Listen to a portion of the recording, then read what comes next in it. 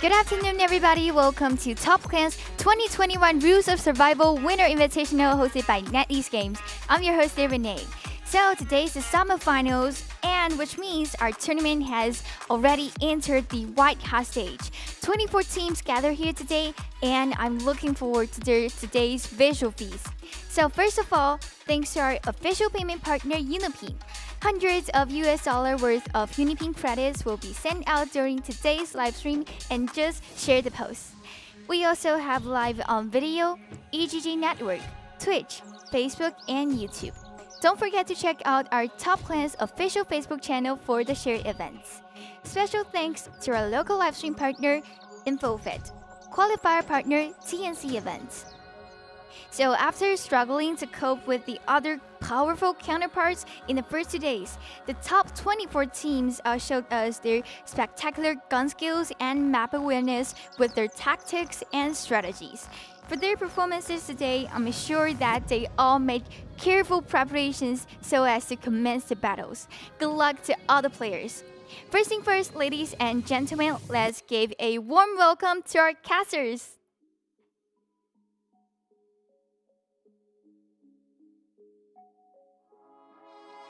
Hi guys, hi Nikki, hi James. How you guys doing? We're good. Okay. We're excited for today. So since today's the semifinals, what are your guys' expectations to today's semifinals? James? Yes, well, I'm expecting a lot of a very strategic gameplay coming from these teams. Like what you've said earlier, they came prepared in this tournament, so I'm really expecting a lot of high-level gameplay coming from our teams today. Nikki? Hello survivors, hello Renee. Actually, for me, I am taking or looking forward to notable teams such as Isfake, who dominated the wildcard finals, and also yesterday's event or PH finals, that is Team Nitrox. So I'm actually looking forward if ever those teams will be emerging top in our tournament for today, or will there be another team coming from our pool of teams? So that's what we have to witness for today's matchup. Okay, thank you guys. Now let's have our casters lead the audience enjoy today's game.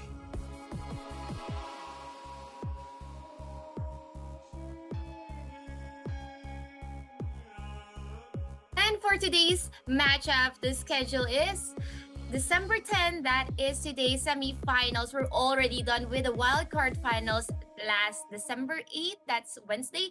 And yesterday, Thursday, we had the PH finals December 9. For tomorrow and on Sunday, we will be having our grand finals. So this is a 5-day event. Top Clans, Rules of Survival, Winter Stage Invitational.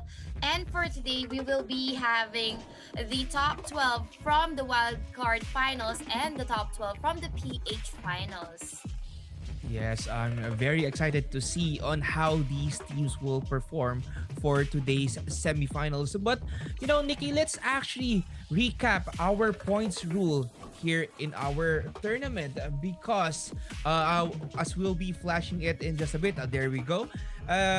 For the placement points, of course, for the rank 1 per round will have 15 points. Rank 2 will have 12 points. Rank 3 will have 10 points. Rank 4 will have 9. Rank 5 will have 8. Rank 6 will have 7, and so on and so forth. And of course, per kill, we have a point per kill, capping out at 11 points per team. So you can get a maximum of 26 points per round if you max out your kill points and you place first each round. Yes, so these are the points our teams should be looking forward to if ever they want to be qualifying for the grand finals for tomorrow. Again, survivors, they have a maximum kill cap of 11 points for each team per round, and there are the placement points as well. But I think we're gonna move on to the prize pool because these teams, aside from glory and honor, they are also fighting for the prize pool. We have 15,000 USD, and it will be divided into first until the fifth place. For the first place, they will get 5,000 USD. For the second place, they will get 3,000 USD. Third place will get 2,000 USD. Fourth place with 1,500 USD. And finally, fifth place with 500 USD. So this is how our prize pool will be chunked amongst our first until the fifth place, James. Yes, a very huge prize pool indeed for our players. But Nikki, our viewers can join in on something as well as we'll be flashing it on the next screen. But as there you go, we'll have a live stream quiz. So this is a live stream event that you can join, you viewers can join, because during each match, questions about ROS will pop up in the comment section. Audiences can comment the right answers in FB live chat for a chance to win rewards. The lucky winners with right answers will receive one reward. Rewards will include a crowbar chain axe, AWM cursed papilla pack, Damascus knife, Sakura set pack, Barrett simple tech, Fly Swatter grave keeper pack, healer, mech skeleton, and Unipin credit points. So a lot of Yes. prizes can Wow. be won.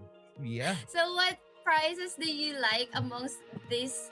I've already mentioned that I like Sakura's head pack. How about you, James? Do you have any prize that you're eyeing for today's share event or question and answer event? Well, I'm actually looking forward in getting all of them if I have to get one of my hands on a skin there in the prize pool. But Nikki, for today we have we're going to witness, I'm pretty sure we're going to witness a highly strategic gameplay coming from our teams for today, because we have a total of 24 teams and only 16 out of those 24 teams will be moving on to the grand finals, which will happen this weekend, Saturday and Sunday. Yes, James, and of course, they have to really step up and do whatever they need to do in order to be among the top 16, like what James mentioned, and so that they can move forward for tomorrow and on Sunday for the grand finals. But of course, you guys out there, don't forget to share the live stream and support your favorite players. But talking about that, these are the teams who will be playing for the Group A. Actually, James, we um, divided the total of 24 teams into three groups. For Group A, we will be having four Valiant Men, Alchemy Assassin, Born to Win, Call and Special, Assassin's Legion, Bitter, CNBs, and Elite Eho. This is a total of 8 teams per group. And for Group B, we have for us is Fake Main, Mao XRSB, Nitrux, Juggernaut, Just for Fun, No Cheat Gaming, and No Fate Anchor. Group B is gonna be so hot with Nitrux and is Fake Main into this match. I mean, into this group. So for Group C, so we have 8 groups, 8 teams per group. And finally, Group C, we have PFN Collusions, Kin Dynasty, Santino PH, Terror Pro Max, Renegade Gods, Roll for Asia, Tyrant, and Sentinel. Survivors, these are the top 24 teams from the wildcards and the PH finals. We are presenting them to you, and we will be having a sort of, is it called like a bracket? But we will be having like a matchup between Group A and B, B Yes. and C, C and A, right, James? Yes. Well, like what you've said earlier, our teams are divided into 3 groups. So yeah, we'll be having matchups which will be shown later on in the screen. And yeah, but even though the teams are divided into groups, we'll be getting the top 16 or the top 16 in terms of points. So the groups doesn't matter when it comes to those points, but they will be competing in their respective battles per match, because they're going to go up against a different team. They're going to go up a different group for against their own group. But this is a solo squad game, so you need to maybe re-strategize when you're up against a different group, because you'll be going against different players. But we've seen, Nikki, how these teams perform.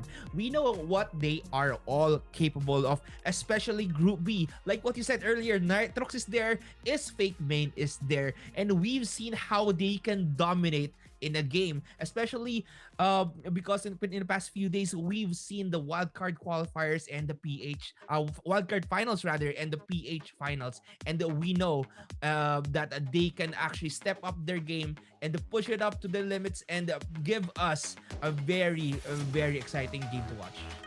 Exactly, but one thing is for sure, that each of these teams will be able to actually meet one another, as per group will be able to face off with the other group in all 6 matches in Giddy Island. And for today's matchup, we will be having our semi-finals match number 1 at Giddy Island, and exactly 1300 GMT plus 8. Actually, the players are already inside the lobby, and it's just a matter of time before we all launch to Gili Island. For today's matchup, we will be having 6 matches all in Gili Island, and all of these teams are aiming to rack up placement points and kill points in order to be part of the top 16 for tomorrow's grand finals and on Sunday as well.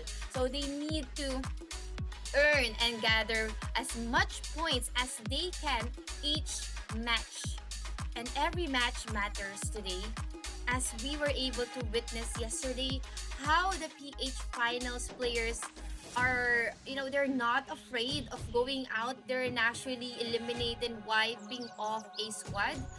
I think for today's matches, since this is the best of the best, we will be seeing really explosive and spectacular gameplays coming from our teams, James. Yes. Well, for now, we'll be having round number one, the semifinals match one, and the competitors for this round will be Group A and Group B, similar to round two, because round one and two will be having Group A and Group B. Round three and four will be B versus C, B and C rather, and round five and to six will be having Group A and Group C.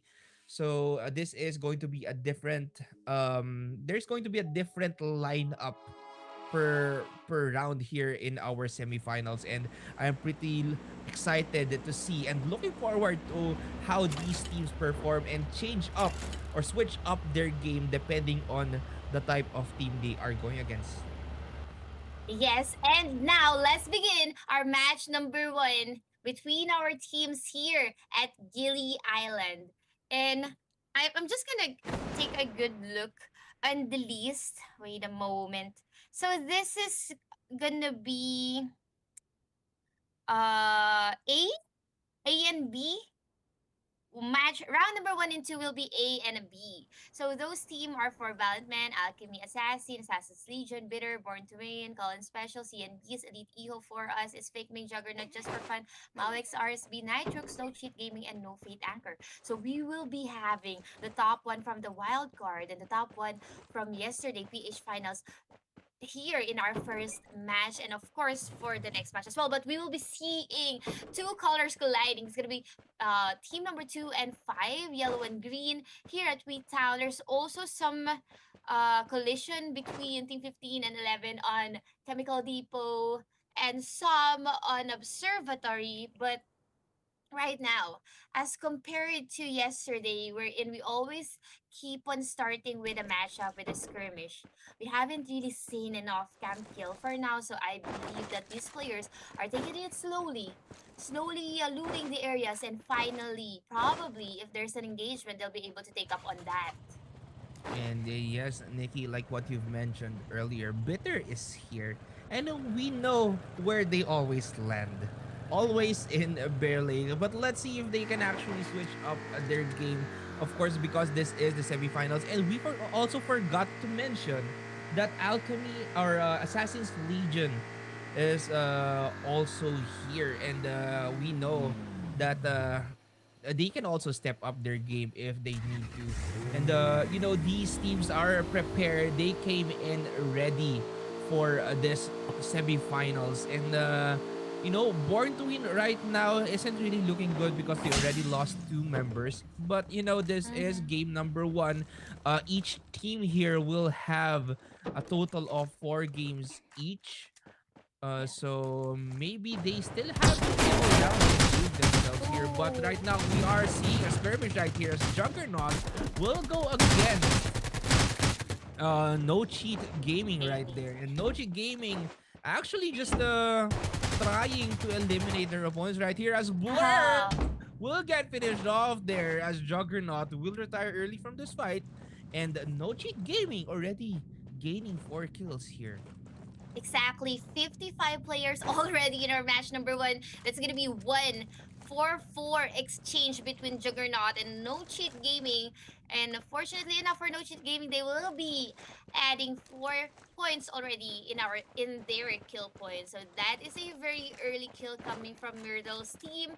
And let me just remind the viewers, we do have a gift code at the lower left side of the screen. Don't forget to redeem that. We are seeing another skirmish here in this very building. BTW Berserker together with his teammates. It's just the two of them. Like what you said, they've already lost 2 of their members. And it's gonna be for us. He's receiving damage. Cyberpunk is actually receiving damage. So this stick is always on his way into this area. And they're actually looking for ways to evade this squad, because looking at 2 versus 4, this is gonna be a hard battle for Berserker's team here. And I think this is gonna be a 2-1-1 push. One in front, one on the side, two at the building. And they also have escape car if ever. But I think, James, they're gonna go for it. They're gonna engage because they don't have any choice. They don't have anywhere to go right now. They're quite trapped in this area. Yes, well, but for us needs to be really be cautious here because they don't know that Born to Win or they are up against only two players from a squad because you might actually think that there are four players inside that building because they haven't really scouted that building just yet. So maybe they are playing it a little bit cautiously. Of course, they do want to get those eliminations for them to maybe place high here after round number one. But you can never be too cautious. And of course, these teams are prepared for anything. And I know Born to Win is also prepared for that 2 versus 4 situation. That's why they are positioning themselves in a decent spot in order to try and take down their opponents that are in front of them. Yes, and now we're watching CBS Baby of Rest, but we have a lot of off-cam kills here coming, or knockdowns coming from CNB's and is fake. Ooh. Jerry. I'm seeing Jerry's name here and XP's name as well. I think that's a skirmish between those two teams. While we are watching Baby of Resta here, someone from Mao is already down. It's just the three of them, trio against probably 3 or 3-1 split for Mao XRSB because I counted them. They're just like three. So for Baby of Rasta and Funny, they're quite scattered in this building. I think RSB Mao X RSB will be disengaging if not flanking them because we cannot see them now in the horizons. I think they're gonna disengage, which is a wise call coming from the captain if ever. Going back to Berserker and his teammates here. Cyberpunk's already down. That is a forward push coming from the Sadistic team, but he is trying his best here to actually wipe everyone here. Throwing in some shot is actually connecting. Two of them is already down. Sadistic, baby. Everyone is already down and he will be able to revive his teammate. That is quite a bad call coming from Sadistic's team as they all went in, eventually body blocking one another in this stair area. Yes, like what I said earlier, Nikki, Datso will go up but won't be able to avenge his teammates. And yeah, like what I was saying, Nikki, Born to Win is prepared. Even though they only have two members right now, they are prepared for anything. Taking down four players in the process, and it was only Berserker taking down four players from For Us. And really, really unfortunate end for us. And maybe that wasn't the right call for us to do because they are all cramped up in that staircase. And they don't have anywhere to go. While, what they call this, Born to Win was holding a decent angle with that SMG. And I think he has a shotgun earlier. And, because he held that angle perfectly, he managed to take down their opponents who are coming up that staircase. But right now, we are seeing No Cheat Gaming getting pushed here by ASL or Assassin's Legion. And like what I said earlier, Assassin's Legion is a team that can actually push up their game if they wanted to because they are the top two team before in season 1. But right now, No Cheat Gaming gaining the upper hand for a little bit right there. But will retire early in the round with 5 kills on the board. But I think one team is going to be there as well. This is For Valiant Men. Yonki is just throwing those grenades. For Valiant Men wants to push in on ASL right now. They are getting caught up. ASL CU is just actually there watching for Valiant Men push them they're in that same spot. But Eon taking down Yonker and Yonker taking down Eon as well. So they both took each other out. As For Valiant Men is only left with one member here as ASL versus no, I think ASL's already wiped out. No, Seo is still there. So it's going to be a 1 versus 1 situation between XP Company and Seo. Now For Valiant Men has 3 members down while Eon only has 1 member left for their squad. No, actually, 1 player up and running ASL. Now, Eon, I don't know where he is. For the XP Company just trying to shoot down. See you right there. But Assassin's Legion with 7 kills on the board right now. Just taking down 2 teams at the same time. No, actually 1 after the other. As Eon with that nice cover, getting rest by his teammate right on time. And just barely before bleeding out. and that was really a nice play coming from Assassin's Legion. Yes, we're seeing a lot of gameplays. Really, indeed, it can really go to the highlights. We're seeing kills after another. Now we're watching Bitter Crazy here going crazy, throwing in some nades there, going for the forward push here against. I think this is gonna be Jetty's team because I've seen Bitter and is fake having a skirmish. Now it's a different team. It's gonna be Mao, and he's all over the place, and he's gonna go down there. This is Mao x RSB, and they're not yet done. They already have 4 kills here, going towards the gas station, and I think this is a safe time for them to now loot the remains of these teams. This is just a third party attack coming from Mao because the original teams who were having an engagement was Bitter and is fake. And like what happened a while ago for AS Assassin's Legion, there was also a third man party attack that's gonna be for Valiant Man, but they were able to to lure out the last member for Valiant Man and it was just a nice clutch coming from CEO. We're now left with 28 teams, and it's just like early to mid game of our first match, and we've already eliminated like more than half of our players in Gili Island. So I think this is Yes. now the downtime because the circle is quite big for all of these players, and this is now the perfect chance for the remaining players or survivors to loot the area. Going back to what happened during the staircase fight, which is also a good highlight of our match for today. Like what you said, they just stack up there, they're body blocking one another. They were so confident once they were able to knock down. I think is it Cyberpunk? I forgot, but Mm-hmm. it was Berserker who clutched for the team. So yeah, they were too confident in engaging and pushing the staircase that it all blew up to their faces. And now this is Mm-hmm. the aerial view.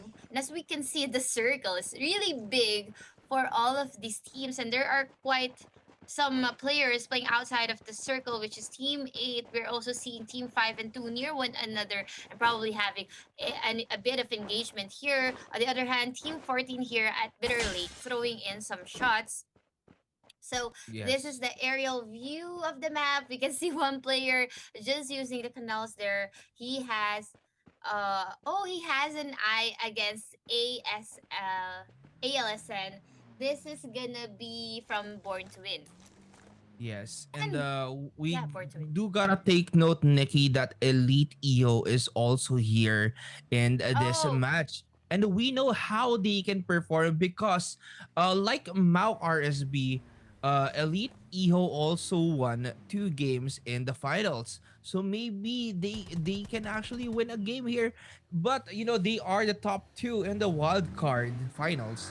And right now we are seeing Alchemy Assassin just going down. Will actually take down Cyberpunk in the process. I'm not sure if they actually saw Cyberpunk right there. Maybe they saw Cyberpunk just lurking around, and they took that opportunity to actually push him because they know that he's all alone.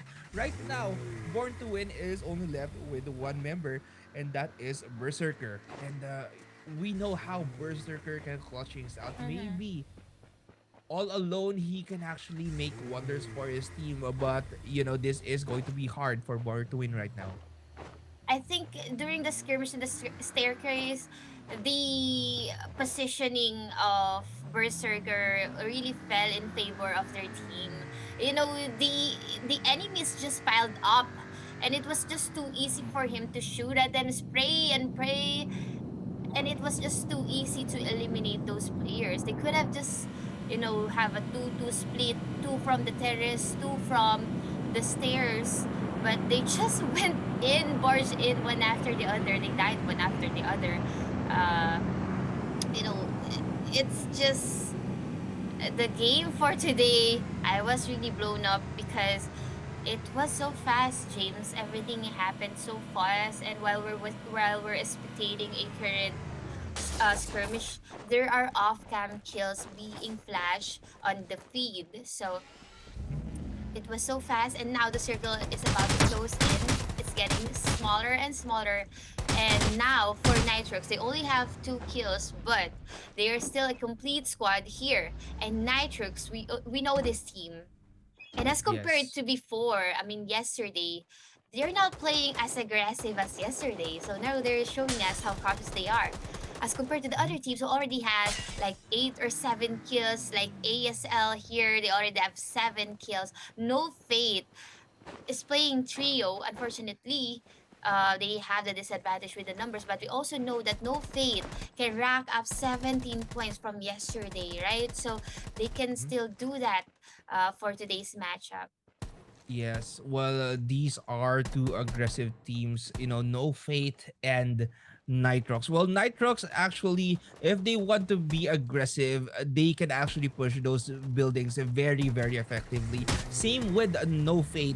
They can actually, especially in the open area, No Fate has the advantage because they can actually shoot at their opponents from afar.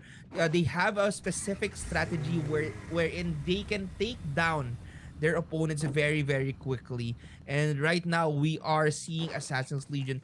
Of course, CEO clutched that out for his team earlier, going up against two squads. And Eon right now trying to scope out Gemsy, who's, no fate. We've seen them always guarding that roof. They love those roof. The Yes, roof of the building. I remember They're always yesterday. there. Yeah, they were also utilizing the roof, although it's quite open, but they can hold an angle there, and it's easy for them to actually snipe. But Ion here has an eye against Jamsey. Unfortunately, he is receiving damage from the circle as well. It's not that much, but he's drinking his energy drink right now to avoid being damaged from the circle, trying to reposition himself, probably going around of the circle because they already have 7 kills. It's just that it's hard for them to evade No Fate because No Fate is gatekeeping that area. So they have to choose a location wherein they can run. There's a lot of exploded vehicles here. Seyo, I think there's gonna be a split between these two teams. Or will they still hold this area against No Fate? I think So, Eon will actually push out because they already split their medkits right here. Eon has oh, 16 medkits. Maybe wow. he will go inside that zone for a bit and then hold off a spot there. But CEO, I think, will be playing aggressively while Eon is going to use that med strat to heal up. But this is going to be one hell of a game for Alchemy or Assassin's Legion. But Alchemy Assassin right now trying to take down Elite. Six is down right there. Elite EO, we know how they can perform. We know how aggressive they are. Oh, Like what I've said earlier, they managed to win 2 games mm, back then in the finals. But right now, this is the semifinals. But right now, Alchemy Assassin already took down 2 members of Elite. And they are at a disadvantage right now. Elite is going to be 2 against 3. One member of oh. Alchemy has already got taken down. 3 members of Elite are down right now. And Sneezy is the only one left for their squad. And Sneezy just trying to disengage and maybe get a better spot because he is all alone. Elite just got caught off guard. Exactly, and they don't know what to do if they're gonna disengage or engage. But yeah, hopefully he was able to do so for the last member for Elite. It's just sad that they weren't able to add points, but for ALSN, they are now with 6 points here. It just happened so fast, and now we're seeing few colors here in the map, probably like 5 teams or so. 13 still throwing in some shots, 16 and 12 are near one another. And this is No Fate. This is Wise. On the other hand, Mao RSB here holding this area. Still don't have. Do they have any kills? Let's check that later. But this is a Mhm. good spot for them. Although once the circle closes in, they'll be out of the zone. They'll be out of the zone. So they already have five Yes. kills here. Having a good look against just for fun. We have Brothers and Chocho. Uh, will they? Will they? Will they push in? Gemsy will be leaving the game for no Mm-hmm. fate. 21 players left in our first match here. I think they're just waiting for. Okay, now the zone is about to close in. The counter is done. And this next Yes. circle will be revealed now. Looking at the Mm-hmm. medkits, they have to play inside of the circle. They don't have enough medkits to help them last outside of it of the circle. So I think they're just waiting for it to close and go inside of it while the circle is closing in. But unfortunately, I think there are other teams that are already gatekeeping the edges or the opening of the circle. Yes, but like what we've seen earlier when the map was on screen, we're seeing a team in a training base. I think that's Nitrox, so just holding that area right there, and they're the only ones inside that zone earlier, and they are going to utilize that drone, maybe scout where their opponents are at, and maybe possibly shoot down. Because we know how they use those drones. They can use it in the midst of the battle, even when Mm, everything is in chaos.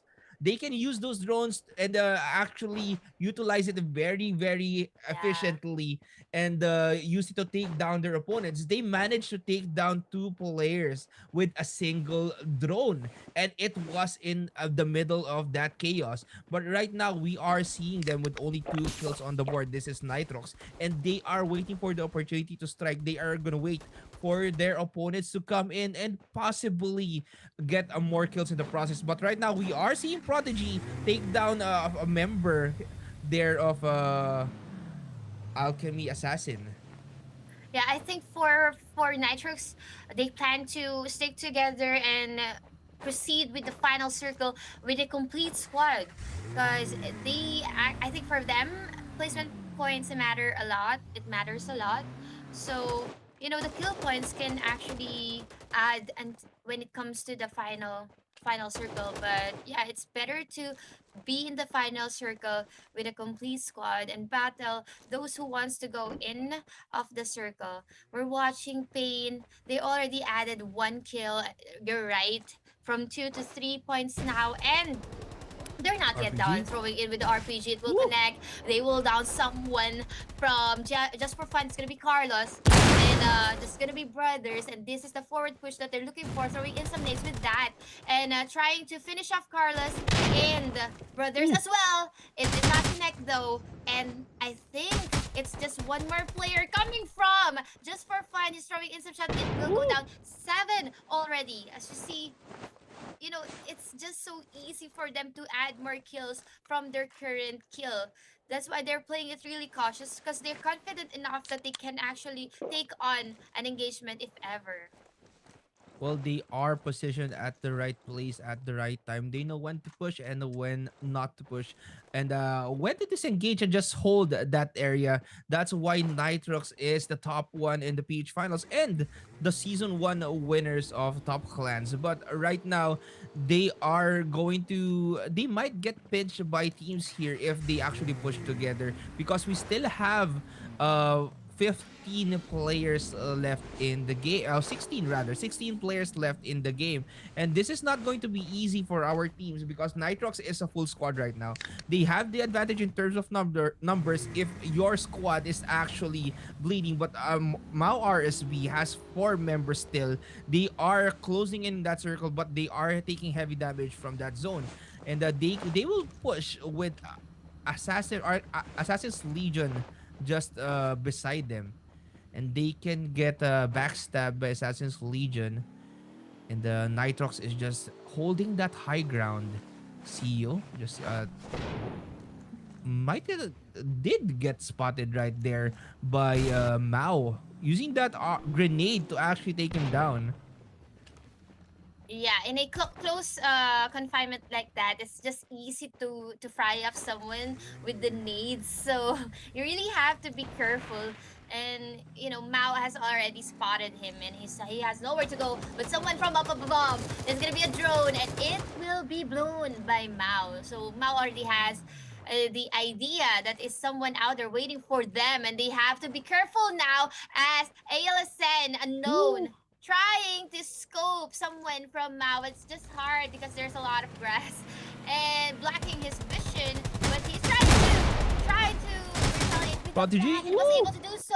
And that will go down. And he will attack finally. But we're not yet down. Someone is trying to jump shot at him. They're already down two from them. And this is the perfect time from Nitrox Galaxy and his team to join in the battle. That is a three-way battle. Now it's gonna be someone from BTW at the side as well. They have to be careful with their backs, but it's not looking good for now as their teammate is down. And two from their teammates are down. And Nitrox, they're just killing it. They're killing after one and after another, throwing in some shots. Pain here. They already have like 10 points, 11 points already, popping in some shots from far afar. It is connecting, and it's just so easy for Pain's team to get kills right now. Yes, well, Nitrox is actually positioned at a nice spot. They are holding that high ground. And they are very quick when it comes to targeting their teammates with that healer gun and actually shooting down their opponents because, they've been practicing a lot and they can utilize those mechanics that they can actually jump shoots at their opponents while they have a very good aim even while jump shooting. And that's a hard thing to do, especially in a game like Rules of Survival, because your opponents will be doing the same thing. But right now, Nikki, we're only down to 6 players in the match, and Nitrox are the only ones, I think, inside that zone. And they might be winning this game number one. I think so too. They're very, very strong right now. 14 kills, capping the 11 max kill point and denying other teams from getting more kills. So Nitrox really showing us why they were the PH Finals top one placers for our first match ASL Ian, just eyeing at Galaxy here. And let's just go back with what happened a while ago. That was a fight between ASLN and Mao RSP. There's also BTW at the side, and Nitrox just went in.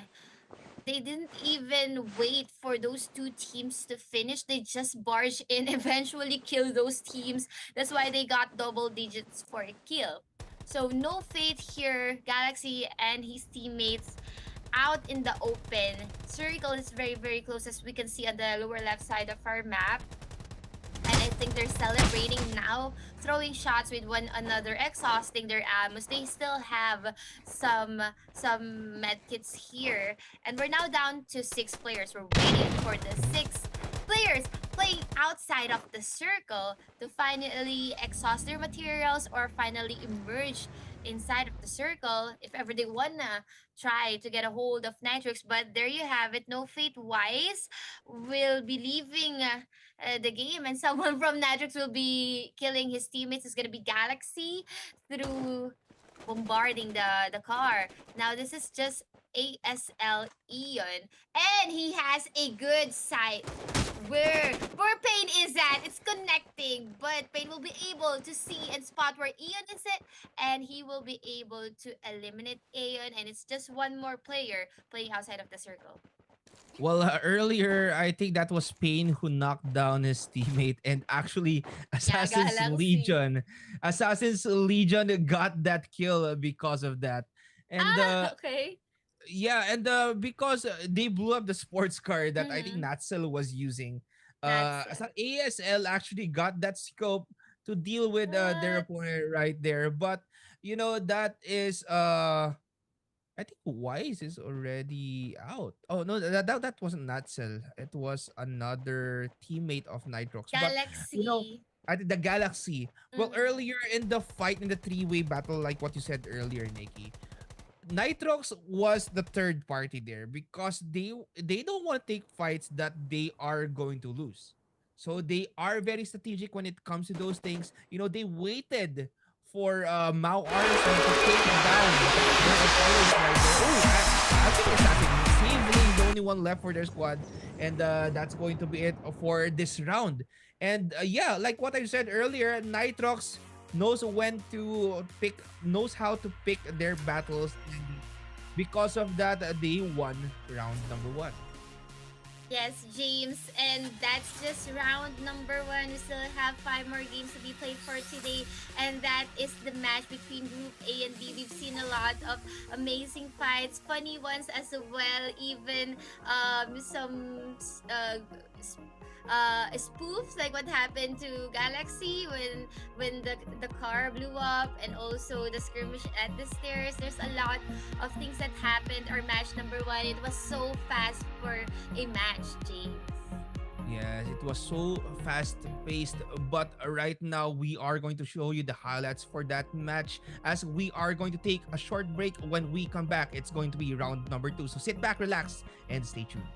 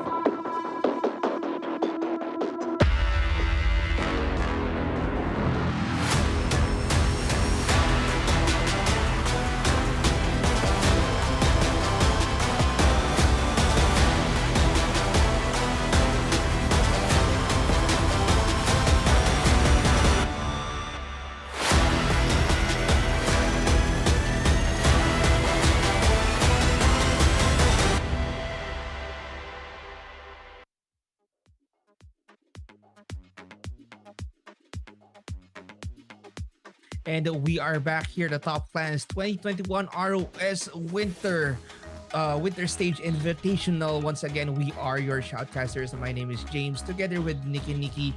And we are now ready for round number two, Nikki. But before we proceed to this round, we do have some breaking news because after close investigation, we've found out there is a team that was caught cheating in yesterday's finals, and that team won't be able to proceed any further and won't be able to participate in the remaining rounds of this tournament, and that team is No Fate Anchor. Yes, and Yeah, that sadly is for them.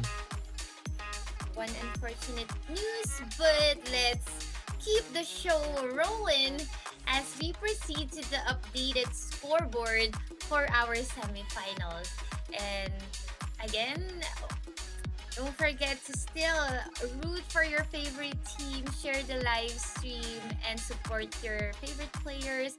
And here is the updated scoreboard after match number one. So, as we can see, there are still teams without any score because this is for groups A and B. All right. So No Cheat Gaming sits at ninth spot with 6 points, to be followed by is Fake Main with 5 points, sitting at 10th spot. 11th spot we have Call and Special. For Man at 12th. For us at 13th, Juggernaut at 14th, and CNPs at 15th without any points, unfortunately. So hopefully these teams will be able to get more points for our second match. But there you have it once again. Nitrix healing at top one spot with 26 points, to be followed by Alchemy Assassins with 19. Assassins Legion third with 18, just 1 point behind from our second spot. Fourth spot we have Mao XRX RSB. Fifth we have Born to Win. Bitter at sixth. Elite Eho at seventh. And finally, just for fun, at 8th spot. So this is just round number one, and we can see that there's already a team dominating amongst these 15 teams.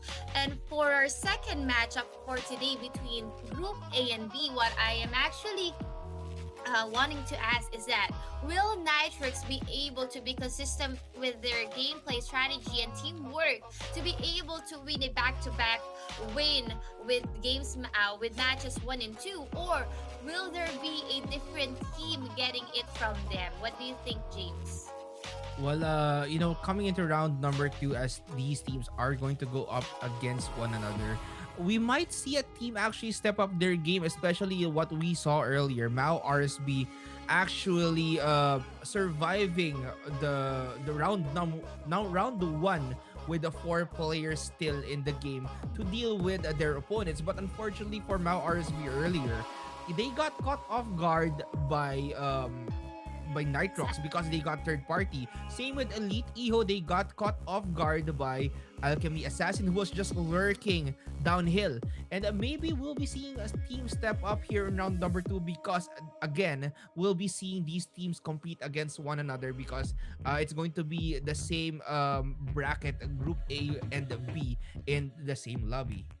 Yes, and with that, we will be showing you guys the matches or the schedule of matches for today. Again, that's just match number one. We still have 5 more matches to be played for today, and that's gonna be a divide between groups A and B and C, and A later on.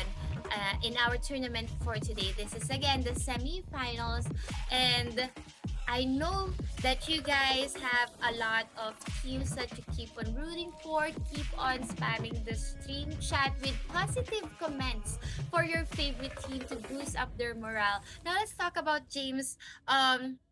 Like what you said, there are teams that were caught off guard. Aside from our top one, Nitrix, do you have any more teams that you're looking forward to for our match number two between groups A and B?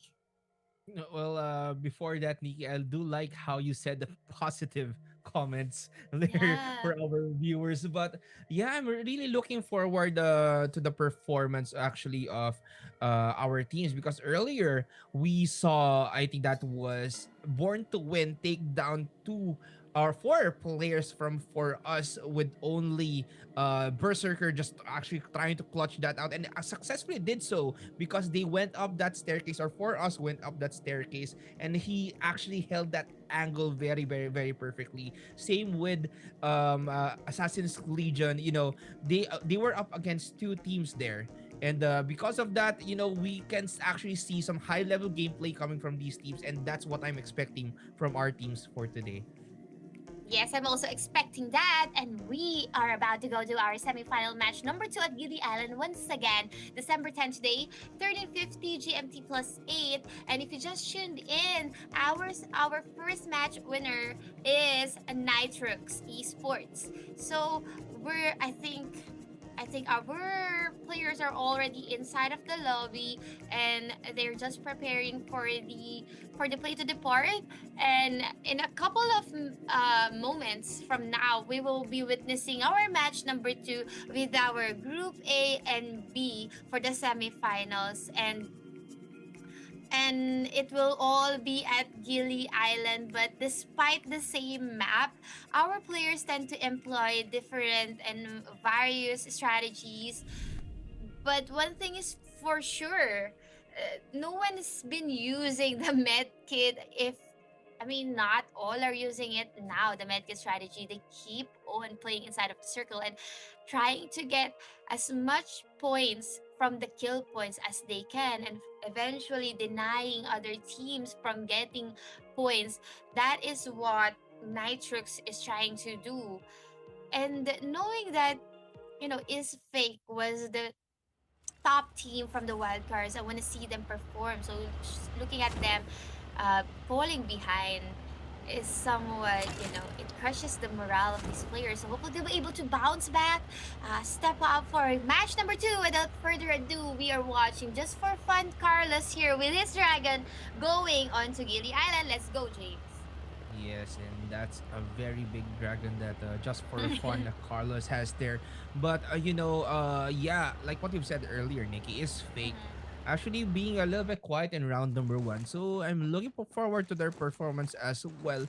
But these teams, we saw back then in the finals, what they were capable of, and maybe they can step up their game here in round number 2, because then I said, like what I've said earlier, Nikki, um our teams will play a maximum of 4 rounds for today for each team, because they are grouped separately, and for now we're having group A and B in the same lobby. And this is going to be pretty what they call this, pretty pressuring for Nitrox, because they need to hold that top spot, and they actually need to step up their game for a little bit if they want to keep that spot. And they are the champions of this of season 1, so they have a more leeway to actually prove themselves, and they already did so by winning that. But they want, of course, to prove themselves once again here in season 2, and in here in the winter stage invitational. And these teams are ready to perform their very best, and of course we've been seeing it for the past few days, how these teams are ready for anything that gets thrown to them. Yes, that is correct. They're definitely head on ready with whatever is about to come or boil down in our match number 2. And as we can see the spread of the colors of the teams here, we're seeing Team 13 splitting up with 2-2 split here, training, getting the loots at training base. But now we're currently watching Moku from For Valiant Man.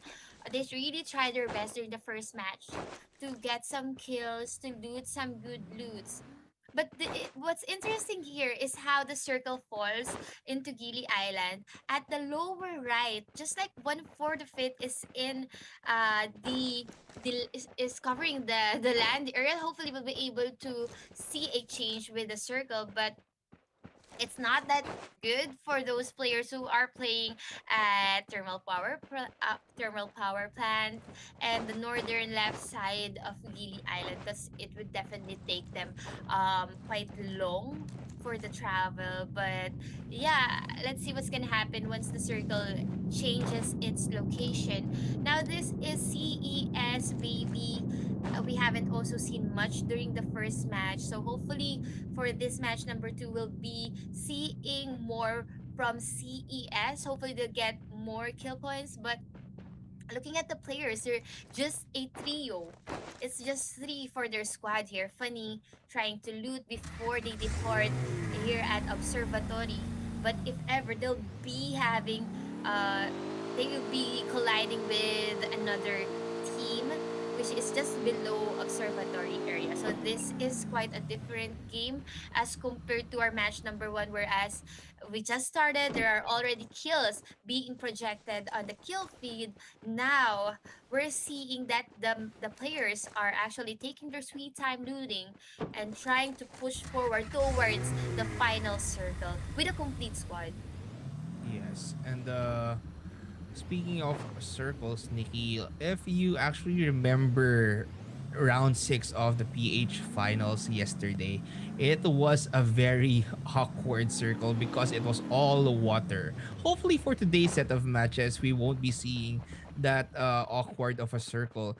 But yes, I agree with you here as CAS or Call and Special has been pretty quiet here.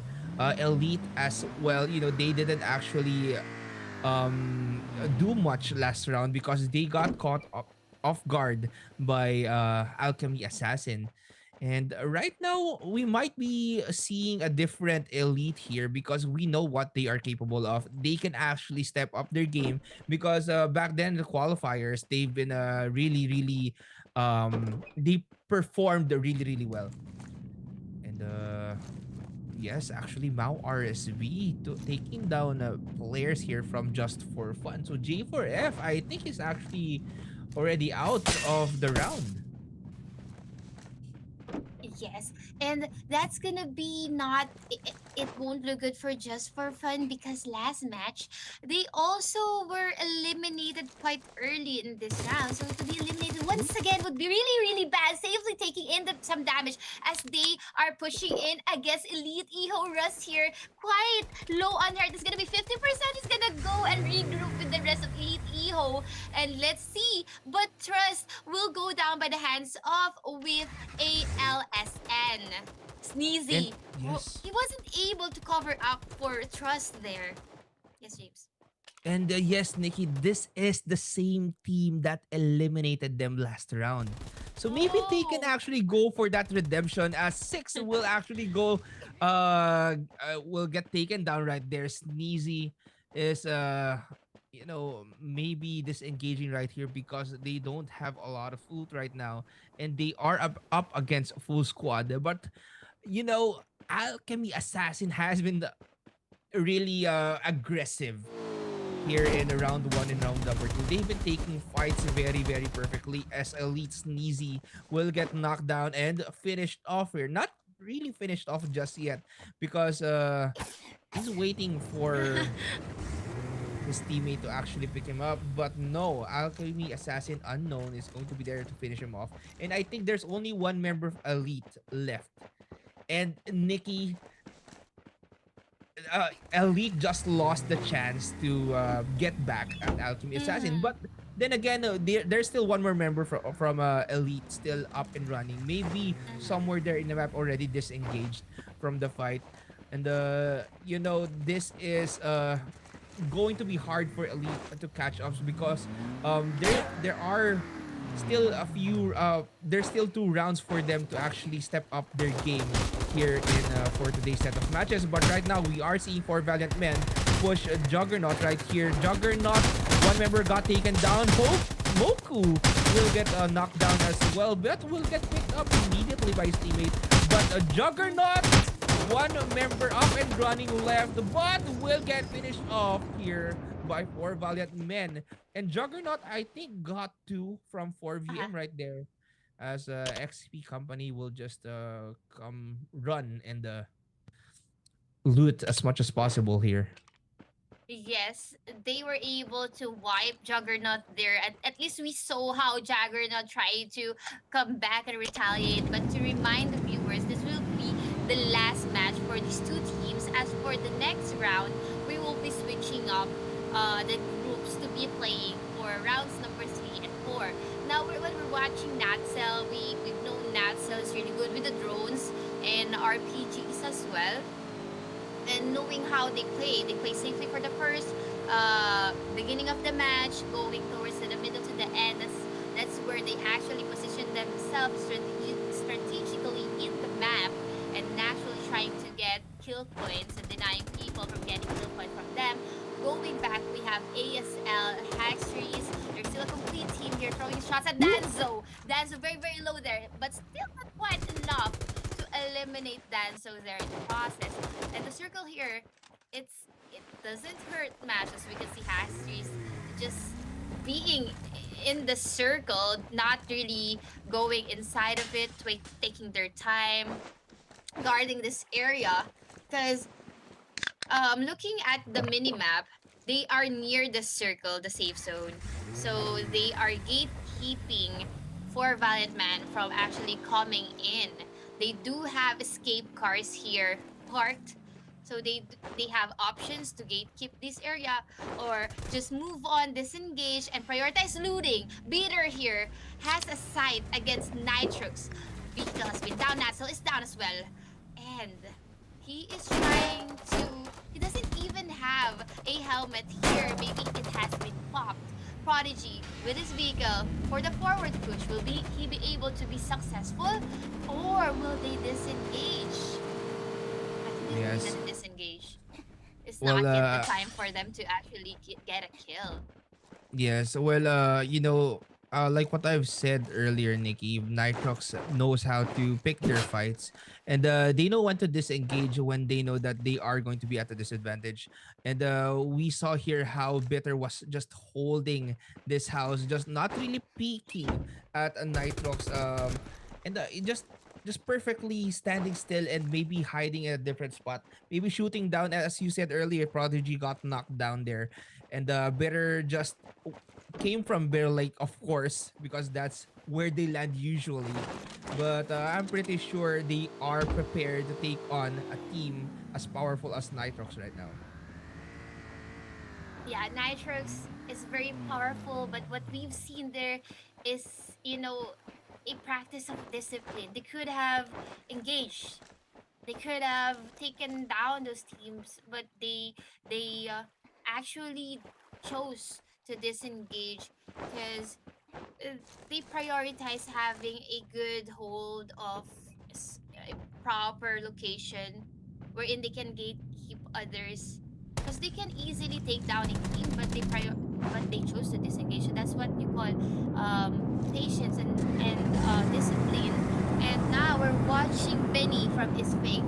Remembering last match, they were one of the first teams to be eliminated early on. They don't have much scores to their bag. So hopefully for this match, Jerry, Benny, and the rest of his fake will be able to get some score for this match. And this is gonna be bitter against Isfake, but Jerry was able to get someone from bitter. That's gonna be crazy. So this is 3 versus 4 here near the canal of defense fort. Mitcon is at the left side, Benny holding this area in front of Trum. um this is not looking good for bitter, as we know that is fake is very aggressive. They can flank in and push. They have the vehicle to do so, but for now I think they're gonna wait in the canal. Looking at the arsenal of bitter, they don't have RPG or like deployable, so it won't be that easy for them to actually fry those people in the canal. Now we're seeing med kits being thrown here on the stairs, probably giving it to the members. If ever they're gonna push in, they'll be leaving one behind. And we're seeing the loot creator Newton will be leaving the game. There's a lot of people leaving the game. Actually, we're now left with 41 players. And Mitken, they need to add more kills with that. They only have one. Eva already has a good set of guns, even level 2 helmet from here. We have M1887 on the third floor. I think they're giving it away. This distributing it to their members. So in a couple of minutes or time, we'll be able to probably have a skirmish between Bitter and Is Fake here in this area. Yes. Well, not much engagements are happening as of yet, but right now we are seeing Trump just try and shoot down Benny right there in front of him, and they are at a stalemate right now. Bitter and is fake, but like what we said earlier, Nikki, these teams are really prepared to take on one another. We have 41 players left in the game, and I think the people who left earlier was from NCG. Um, yeah, I think that's from NCG. I don't know what happened right there if they got knocked down or got disconnected from the fight. But looking at the map right now, we are seeing one team still outside that zone, and I think that is Born to Win. One member is in Rust Bay right now, just maybe looting up as much as possible and go in later on to support his teammates when they are at a close proximity against other teams. But four Mhm. Valiant men with two members are up top, just tanking the zone as well. And we have a lot of teams just rotating in that zone. And Nitrox, you can see them at the dab smack middle of that zone, just gatekeeping it, just holding it. But they can, or they might get pinched by three teams here. Team 13 just closing in. Team number 10 is pushing in on them. I believe that is fake main and call end special. Yeah, call end special. I think is fake and call end special are closing in on Nitrox right now. And look, going back to the map, we see how small the map is, and we're seeing a lot of colors inside of it. And it's just a matter of time before we see a lot of exchange of gunshots here. It's gonna be bloodbath for Elite. It's just Mice standing strong for his team. He doesn't have much medkit, only two, and he's receiving damage from the circle. That's gonna be Cyber from in front of him. Sam trying to revive Ian there, but it's just so hard for him to do so as Trump is gatekeeping this area. Hacksters in the canal. You know, the the the former team who was here in this area just went past Bitter. That was Is Fake, I believe. But Is Fake, talking about them, Jerry is down. Someone down, knocked down Vanti and Jerry too. That's gonna be C and Beast. C and Beast and Is Fake is having a bit of skirmish while ASL, they're trying to get a hold of this area, but they have to go in the circle as well. They don't have much medkit, so they have to prioritize going in the circle for now. Only one kill for ASL. 20, is it 20? Uh, Ooh. 30, I'm not quite sure. There's a lot of kills now. Off-cam kills is fake Mitcon. Prodigy is also down. But someone from Niger was able to retaliate. Vantian here is done for. It's just gonna be Galaxy and Pain connection once again. We weren't able to see that, but we were able to see the kill feed, who killed whom, and that's gonna be a wipe coming from Nitrox. I'm not sure if it's a wipe. Maybe there's still Not one yet? member of Oh. is fake still left, but that was the top one team from the wildcard and top one team in Mm-hmm. the PH finals, Oh, and they yeah. were up against one another right there. But Mm-hmm. because of the performance of is fake right there, they managed to take down two members of Nitrox, and now CN Beast is closing in on Nitrox right now, while they are just holding this cabin right here. Not really sure on how they will deal with their opponents when they come in with only two members left there. But usually, in this situation, I've seen Nitrox just loot up a lot of medkits and then just throw it to one of their members, as one member will push out and one member will stay inside that zone. But they Mm-hmm. might play together here. Yeah, it's quite late for them as Renzi and XP is about to flank them in this very building. Pain is they're split with 1-1 split here as Mao is about to flank in as well. And for CNBs, he is having a good eye against those people who are already in this area, and those people gonna go in the area. So that is their player, that is the cover up player. And like what you said, I remember Mitcon, Jerry, and Vantian being eliminated. So maybe, I'm not sure. Maybe there's one more player for Isfake playing for the placement points. So this is the aerial view. We can see how scattered they are. So that's gonna be Born to Win, Miko Mikoku, and the rest at the horizon, maybe probably 200 meters away. And this is Nitrox. And we also have C and B in this area. And Mao as well.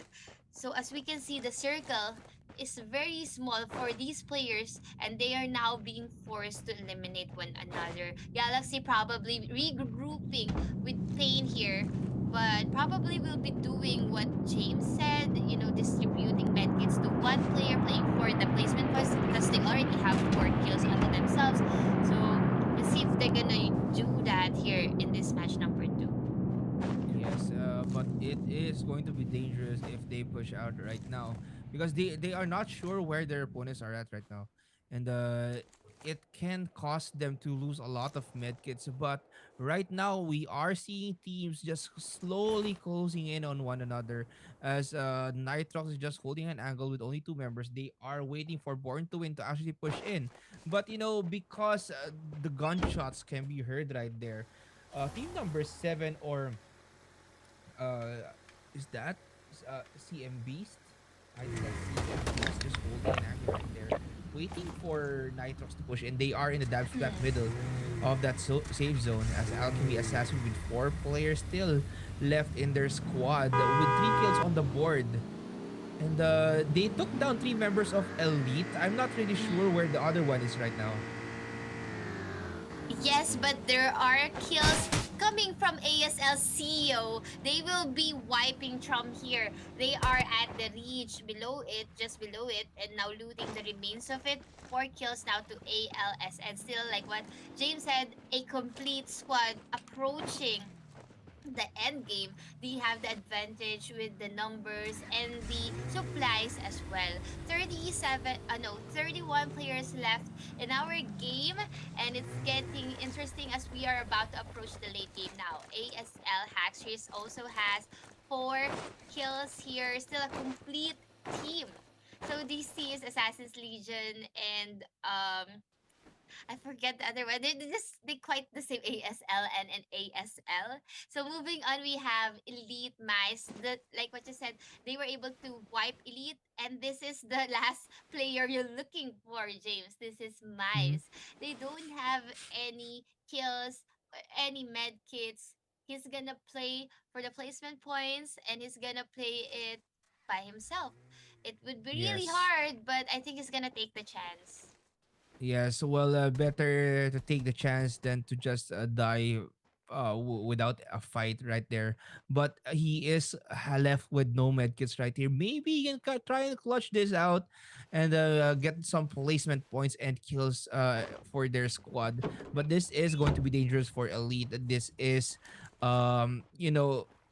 round number 2, and they still have 2 more matches to prove themselves here in the semifinals in order for them to score high to place themselves in the top 16.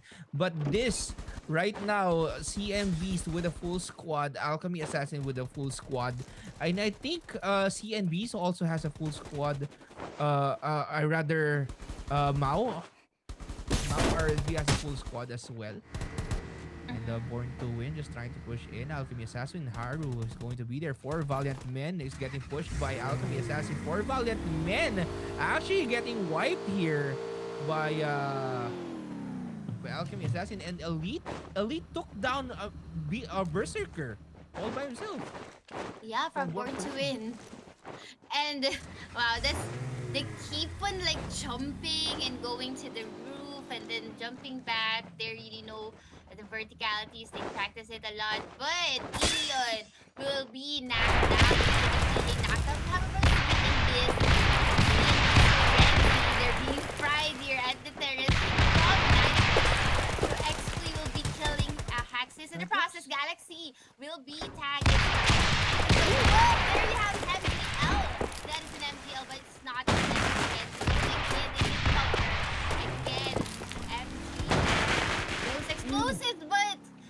will be retaliating with a firecracker, knocking down Nitro's Galaxy in the process. On the other hand, Ninja will go down as someone from Nitro's gonna be Pain flanking them here at the left side, but Unknown and Haru. And the rest of the team as ALSN and ALS is also one of them. I think this is gonna be bad, but we have like 4 teams here, and CEO will be finally down, and Pain as well. Yes, and Nitrox is now out of this round. And I gotta commend what Renzi did earlier, just spotting that MGL as he got targeted, just went inside that building, making sure he doesn't get damage any more than that. But right now, it's Alchemy Assassin versus C, and they might encounter each other, but not just yet. They are dealing with 4 us right now in front of them. And Alchemy Assassin, we can see right now that they have 9 kills on the board, and they are hungry for more. They want to push in, they want to win this game. Mao RSB is just right in front of them, as well as Danzo. They will push Danzo right now, as they will actually not drop down, but shoot them using that vehicle, and they will be successful in looting them up, or Danzo up. Yes, and we're now down to 13 players, and we're watching Whiff from ALSN. They have 10 kills now. One more kill, and they are about to cap our kill cap for the match. And looking at it, there's still a complete squad, James, and they do have an ample amount of medkits, if ever, but they're gonna play inside of the safe zone. C and B's in front of them. Left side, we have Mao. This is gonna be a 3-way battle for these teams, and let's see how XPLE and the rest of C and B will be pushing them, or they will actually be pushing because they need to go inside of the circle, throwing in the deployables, not connecting, trying to get a hold of someone. Trying to damage someone. It's not connecting though. 3 people from the left coming from Mao. And then people from the right. That's gonna be Signs down.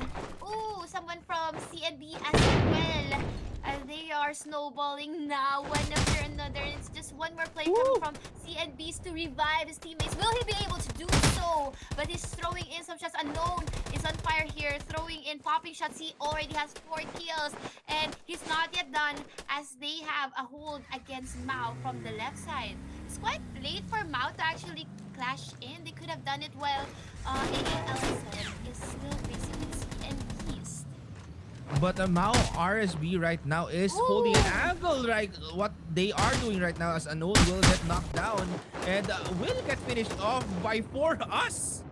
By one member of 4 us, and because of that finish, 4 us got 1 kill there in the process. But Mao is a full squad right now. Alchemy is already pinned down 1 member, and Safely will get knocked down as well.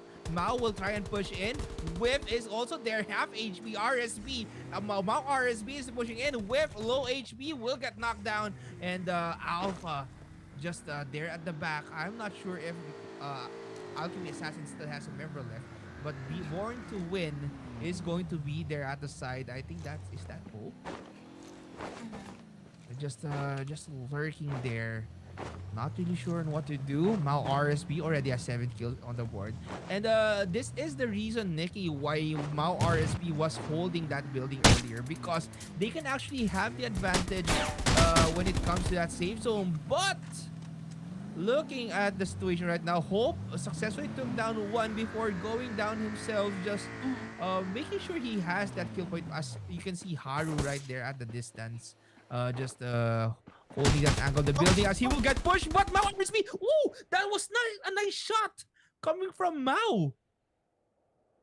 And It's also down. Oh, that was the last player. Coming, that is Haru. So the last 2 teams were Mao x RSB and Haru's team. That was ASL.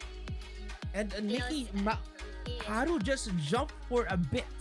He just jumped for a little while as he got spotted by the members of Mao RSB. and he Yeah. just peeked for a little bit right there as he knocked someone down. And the reflexes of these players are top notch. I gotta Yes, say. they're showing us game sense and reflexes, and it's different gameplay, like what happened to last match. But don't go anywhere else because we will be showing you the updated scoreboard later when we return. But for now, we will be showing you the highlights, so we will be back in a bit.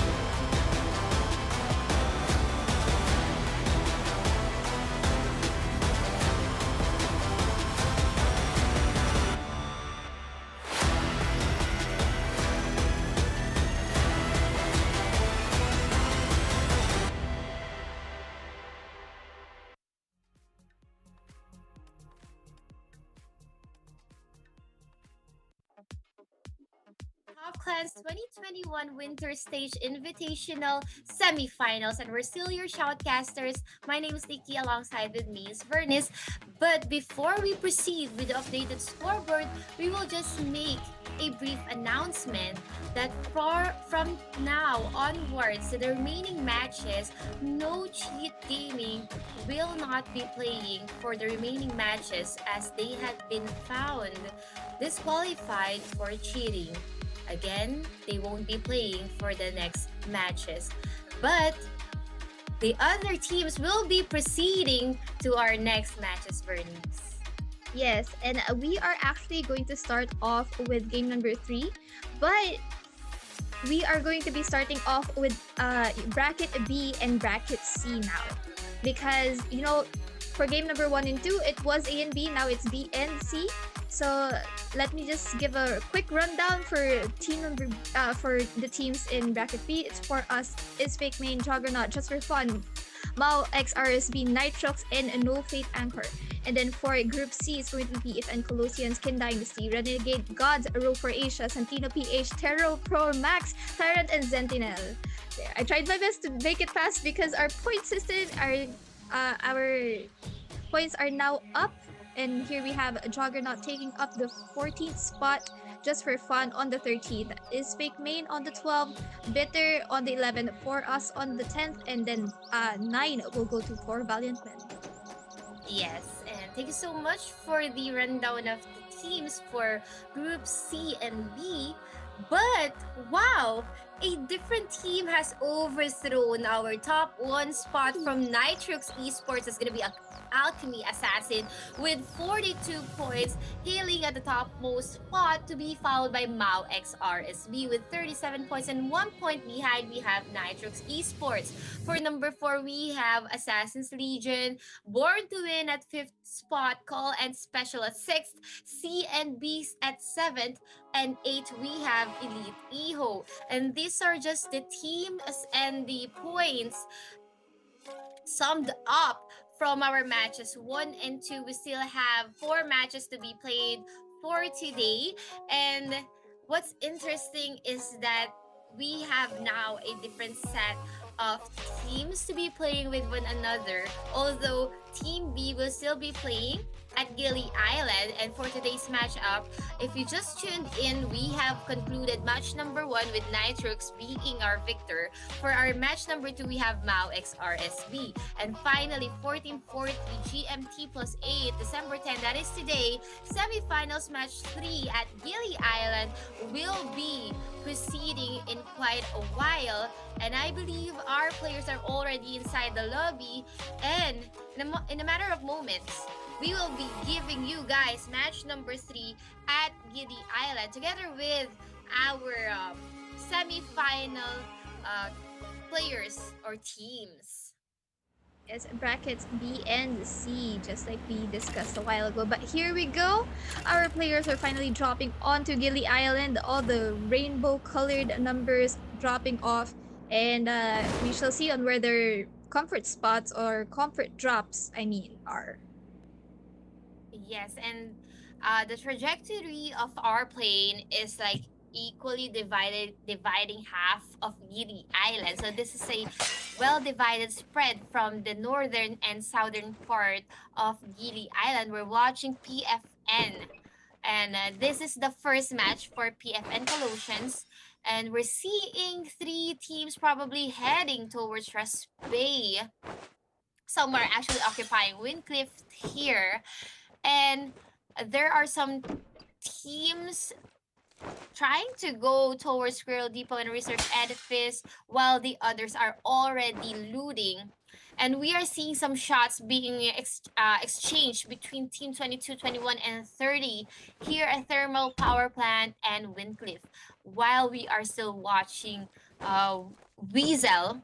Weasel TZ, it's a different match compared to matches number 1 and 2, as these teams are not that fired up, probably just warming up, because as compared to the previous matches, the teams tend to eliminate one another as early as they drop. Yes, as like you said a while ago, it's there our teams are very spread out. I mean, no one's at Safe Store and Wheat Town, but I know that the players will probably rotate onto there, maybe get the loot, going into this safe zone. But they're pretty spread out equally, and I'm actually very curious about team number 30. He is alone there, I think, or maybe just surrounded by the team number 21, and that is a very scary situation for team number 30. That's Inasal, just in front of Yuli GPH from Santino Esports. Um, and YuliG here has a good hold of the area, has a good side against Inasal, and just waiting for one more member from Santino to probably flank from the left, as he has the cover in front of Inasal here. And sadly for Inasal, it's just him for his team. This So, is making me crave Inasal now because of his name. But yeah, this is gonna be scary. And the only thing I can see that he has is a healer gun and an MP7 with what seven the very limited ammo because he was only able to, loot up that one house. And as yeah. we saw, just like that, Santino just having no mercy. Yeah. So that is 1 point coming from Kiapopo from Santino PH, giving 1 point to their team. A very slow pace indeed, giving them the liberty to loot the area here. And I think this is like at Wincliffe. Yes, the upper right side of Wincliffe. Moving on, we have Tyrant Bad and the rest of Tyrant team trying to loot, and like what you said, they will rotate in safe store like what they are currently doing now. They're really mobile and fast in looting and jumping from one compound to another, and I think this will definitely take them onto our mid game if ever they continue playing like this. And like what you Yeah. said, our teams are quite scattered, so which explains why we're not seeing much skirmishes early in this game. But I think Nikki, like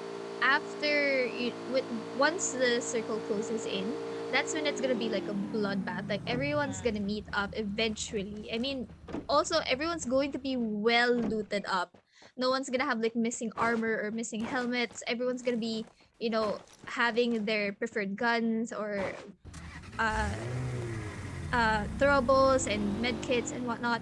So I feel like it's going to be really intense action later on, maybe mid to late game. But now we are looking at Tyrant Bad, just getting some loot. Yes. And just at the left side of Terror here, we can see that there is a full squad. So I think I think they're just gonna Engage, go away. yeah, will disengage because he doesn't even have, he only has like one gun. He doesn't even have secondary gun probably. Also because Also, there's only two members in that. I mean, now they're there. I think they're going to respo, but are they maybe gonna engage regrouping now. next? Regrouping. So, looking at the how the game started for teams B and C, this is very different from A and B teams that keep on killing one another. So these teams here in B and C, they chose to fight really cautiously. They don't want to make or commit any mistake, especially for Team B because they are only left with two more matches to and chances for them to add more points to what they currently have. As compared to Team C, this is their first match for today, so I think which explains why the teams are playing very very carefully as compared to teams A and Also, I think maybe not, but Team B has already battled before this. Towards bracket A, sorry. And then I think maybe a bit of fatigue also because I watched the first two games. They were very fast paced. Like there was a lot of skirmishes. There was a lot of action, even from the start to the end of it. And there was no med kits, no med strategies being shown because everyone was just out for blood. Everyone was out for each other.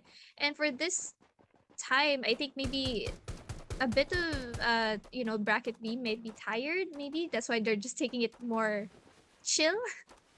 Yeah, probably. There are a lot of factors to consider, but it's Santino here, the first one to eliminate in the Sal, and they have a good sight of, I think that was Terror. This is in the open area, and I'm so nervous where Nayon is right now. Oh my goodness. He's in the danger zone. He's in the bombing zone. okay. I wasn't That's able why. to see the red zone here at the lower left side of the minimap, but yeah, I remember how Bernice is scared of the bombing zone. Yes, So I right. have trauma from the bombing zone. Yes, I remember that. And I think these players, they keep on playing at Gili Island, keep on playing scrimmage. They are more than immune with that, as we can see that. I think they're gonna evade, disengage. But Yeah, I they think they're gonna disengage from disengage. terror and then they might encounter Mao here. They are actually trying to, gun down the vehicle that Mao RSV Mm. has here. And I think they might try to hold the high ground here and maybe get a few kills. Molly goes out right there. Yes, for the push there, players from Santino, two players from Santino pushing in. We have here Nayon for the lookout and cover, and I think they'll be able to easily wipe Mao. I've seen like two players from Mao or three, yeah, two players from Mao, so they still have two more players from Mao. And maybe they have like a 2-2 split. That's why they weren't able to wipe Mao XRSP. But now right here we have for us and Tyrant. Tyrant actually has a good position here. They're near and they have the flank as well. And now and recoil is going to start and throw a molly. I don't know if it connected to anything. I mean, it connected to the roof. But right here, the our teams are just very passive right now.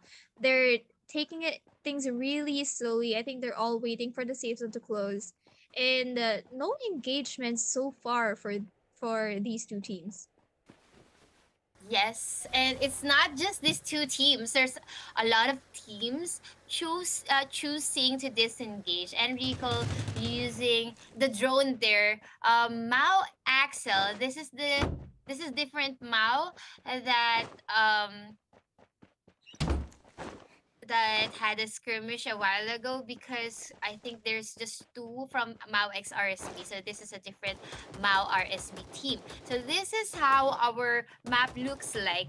And as we can see, it's still big versus for these people. That's why we're not seeing a lot of engagement. But come Echo Valley and Bitter Lake, we're seeing a lot of colors emerging and colliding, especially in logging camps. That's gonna be 9 and 23. So it's just a matter of time before these teams actually engage with one another. Axel here just getting a hold of this building, trying to look at every Wow, angle. what Very, an angle very, though! yeah, look at how sneaky he is, securing every angle, knowing that there's no other people trying to flank them from behind, because you don't want to get caught Ooh, off guard. But it's like for Chocho now, getting caught Chocho off guard there. Oh my trying to. goodness! They will go Ooh, down there by the hands of Yuli G. Yuli G has been revived, but that's a nice save coming from Brother.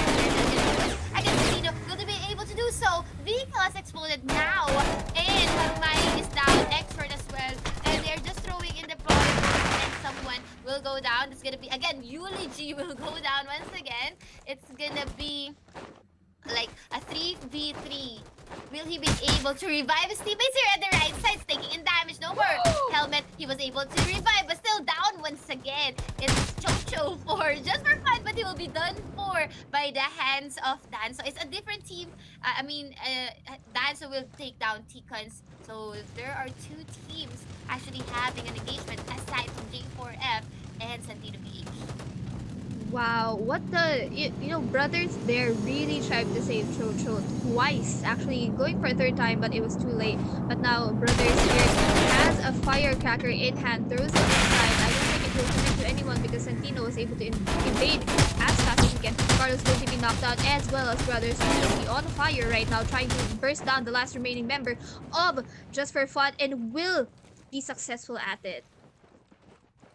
There we Yes, go, and there's a 5 lot of kills. kills. from one left and right. Tyrant will be done for by the hands of 4S there. We're still watching Eulogy. Eulogy has been knocked down several times. So, which explains why his vest is level 1. I think that's a new vest. We're down to 44 players. Still quite a hefty amount of players to be playing in this kind of circle. Danzo once again is down. They're having a skirmish between Tyrant and 4S as we are spectating Eulogy's drone there.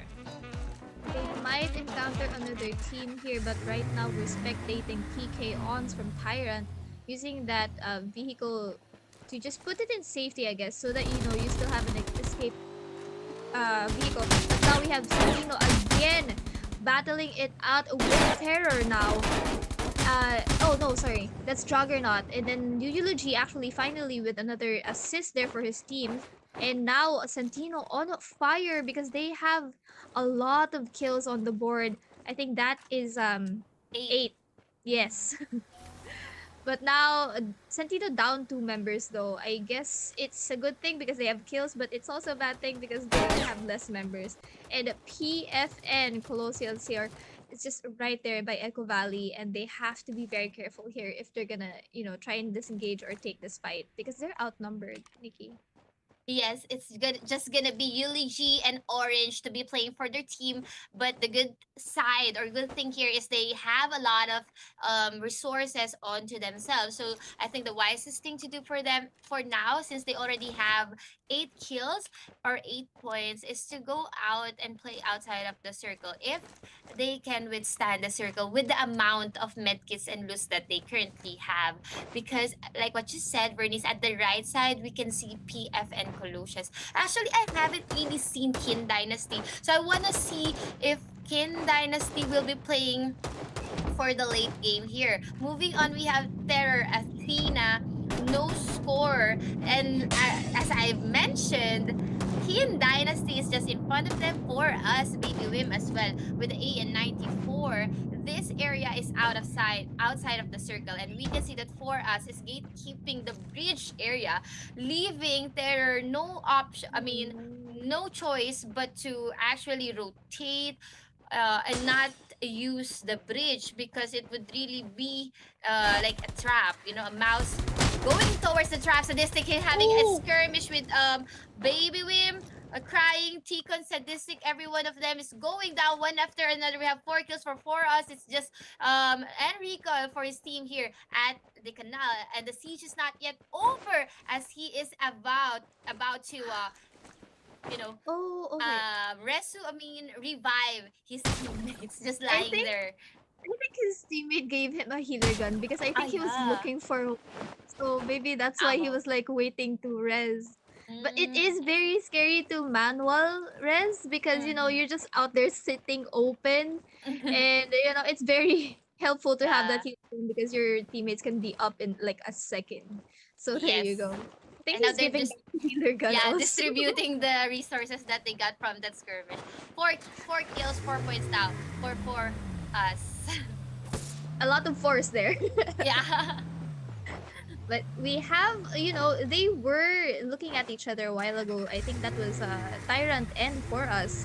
We were able to finish like 2 skirmishes from Santino and multiple teams, and they were able to finish very late. But now they couldn't safeguard this bridge area because now Terror was able to rotate inside, and they are outnumbered by Terror here because Terror still has 4 remaining members, and now they're taking shots at the vehicles that Terror has brought. But I'm not sure if they're gonna have a good angle on Terror here because Terror has taken this building and they do have high ground, so this is going to be disadvantageous for us. And we haven't really seen players utilizing the RPGs quite. Some of them have probably some of them haven't really got a hold of the loot crates because they keep on actually moving around of Gili Island. So yeah, we haven't really seen much of these players carrying RPGs. We're still watching their Athena and looking at where Baby Women that is for us is that it's quite open, but at least they have a sight of which team is in front of them, and it's quite open really. They have to get a hold of all the angles here in this canal. So yeah, it would be better if they can reposition, but probably they're gonna wait until the next circle to close in. We're still left with 36 players, and this is quite many for this kind of circle. So I think we're just waiting for another circle to reveal itself before we see more engagements here in match number 3. Yes, completely true. And also, I think for us needs to be very careful because I remember, I think you said that Qin Dynasty was just there at the house behind them near the river. And they, for us might rotate onto the higher ground and might have sight onto Qin Dynasty might have sight on for us here. So they have to be very careful because also I find it a bit funny because Terror is in the position that For Us was in before they defeated Tyrant. So I think there's like a switch up here, and now XK trying to reposition, I believe, to the red house slash pink house over there. So some repositioning happening here, and For Yes. Us not in a good position, honestly. Exactly. And looking at the mini map, we can see that this area is no longer included in our safe zone. So the decision or the choice for Terror to rotate and reposition themselves in that building is the wisest thing to do. Though Cowboy quite late on relocating, taking in some damage from Enricoil, taking down Spaghetti and Ooh. Athena as well, finally killing Spaghetti. So, it's they repositioned themselves in that area for cover, but it just blew to themselves as Endgate was able to pick off Darwin here. Nitrox going against the players from Kid Dynasty, throwing in some shots there, very bold of him, 80% of his HP, trying to get a hold of the left side, and I think they will be able to... What? Kin I do think Dynasty? that was Because a that's wipe. 4 kills already. So Kin Dynasty, I can't believe that they weren't able to hear the footsteps or anything from this team. Thus, I is Darwin's team very sneaky?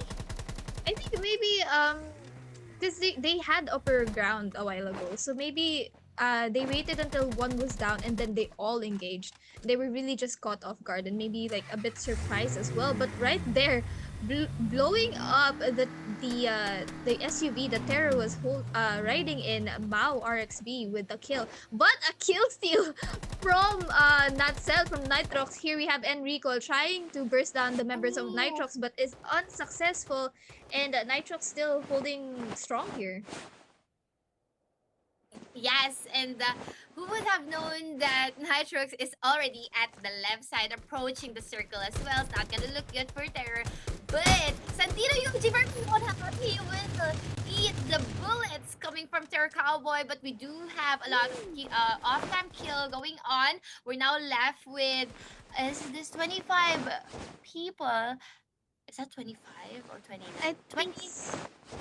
I'm not sure. 29 people Okay. left. Still quite a hefty amount of players will be playing in our circle. So I think we'll still be seeing more engagement coming from Athena and Enrico. Enrico will be the first one to go down in the process. Athena also low on health, but Sadistic here to the rescue, throwing shots against Athena. Enrico, will he be able to revive Enrico? Very, very low on health there. Baby Wim for the help, for the rescue, as Sadistic is reloading, switching to the SMG, trying to get a hold of Cowboy. Okay, I think Baby Wim will be able to revive Enrico, so that is a nice save coming from Sadistic and Baby Wim from For Us. 5 kills now here, Vernice.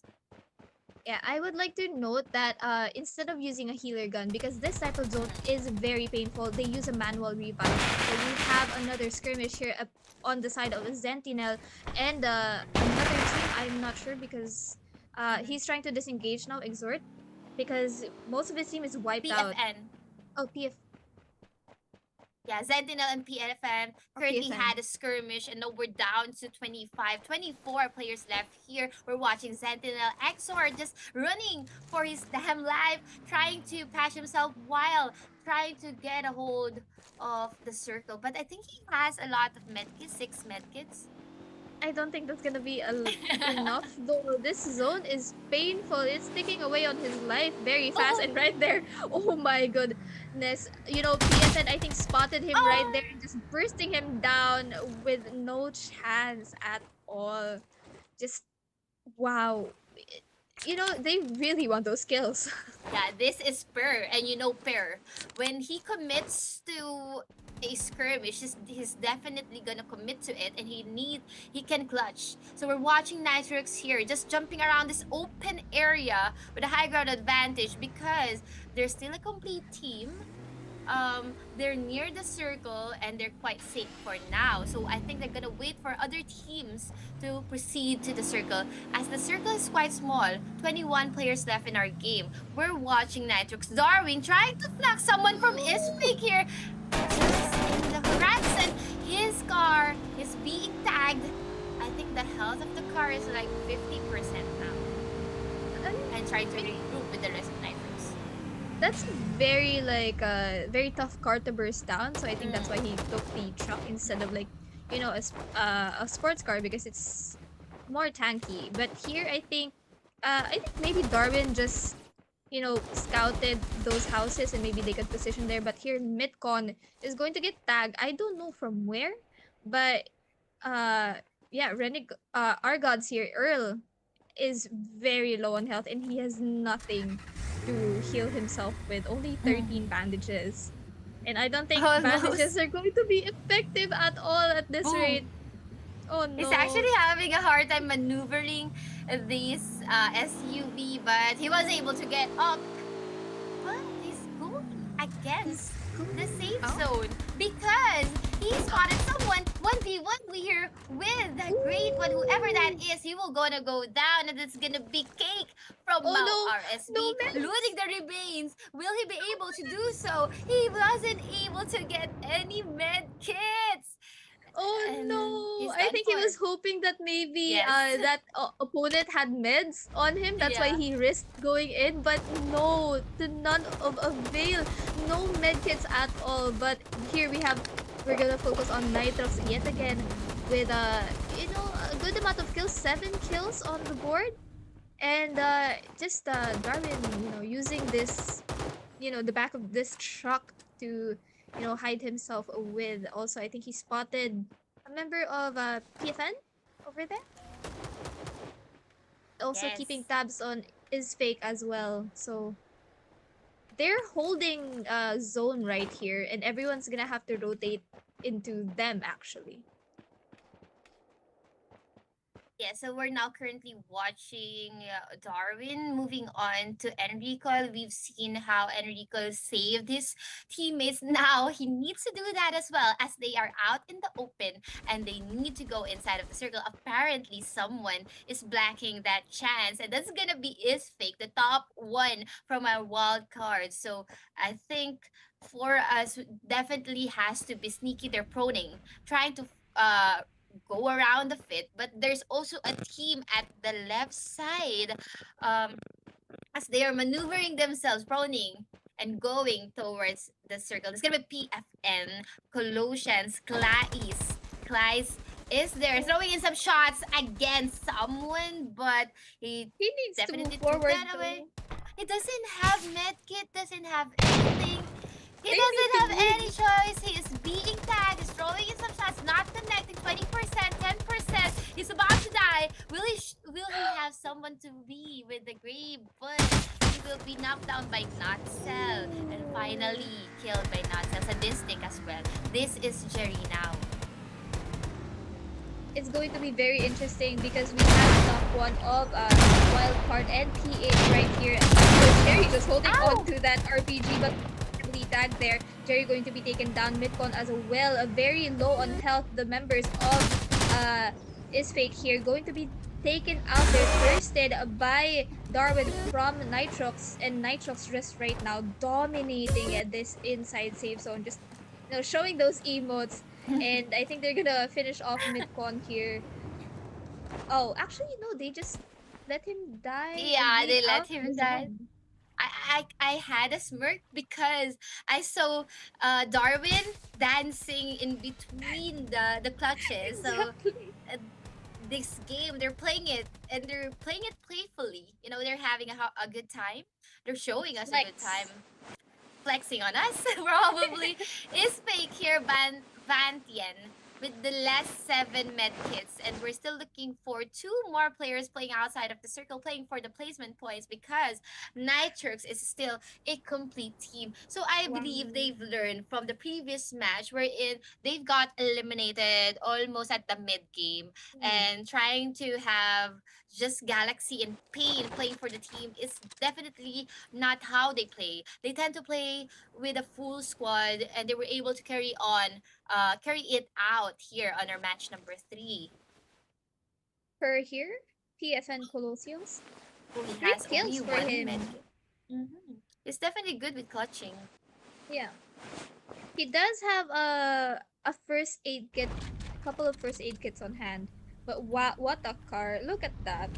Top clans, top clan skin of the car, flexing the previous champions of last season. Oh my goodness. But it's very close here for Vantian. Only one first aid kit and one med kit left. So he's gonna have to time this correctly because first aid kits they take longer to use.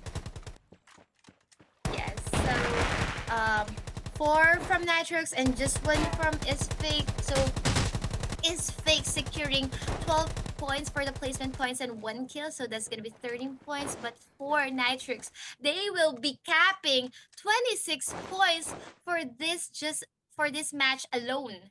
They want I redemption from, thought they only had 10. oh, was it 10? Also Yeah, 10 25 points. points, Yeah. almost capping it. Almost capping. Almost. So I mean 25 points in a single match is definitely big. It will definitely boost them because they were overthrown from the top spot. From top spot, they went to the 3rd spot, and I think this is the redemption for Team Nitrox. Yeah, I think that's the first double win for today. It was amazing, and as chill as it was in the beginning, towards the end there, mid to late game, that's when the action really started, and it was such an amazing, game to see. Yes, and we will be seeing more games like that when we return. So don't go anywhere else because we will be giving you the highlights, and when we return, we will be giving you the updated score sheet. So don't go anywhere else because we will be back in a bit.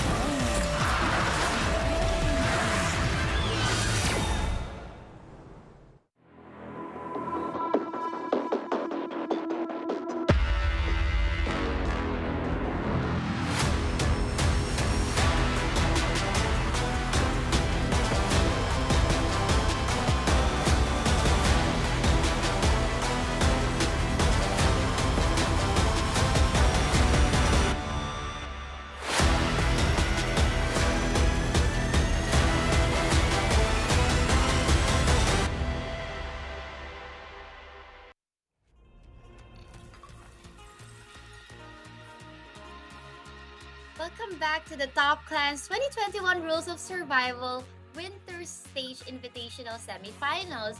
So again, we are your shoutcasters. My name is Nikki together with Miss Vernice. Hi Vernice, we're back. Haha. I hope the viewers are enjoying this as much as we are. So please like and share while you're at it. And game number 3 was very interesting and very different from game number 1 and 2. But it's still a lot of action as we are going to see in our scoreboard in a bit, because Nitro's just proving that they are the ones to watch out for. Very dominant, even just the first half of our games right now, because they've already won 2, and it's honestly such an amazing feat to see.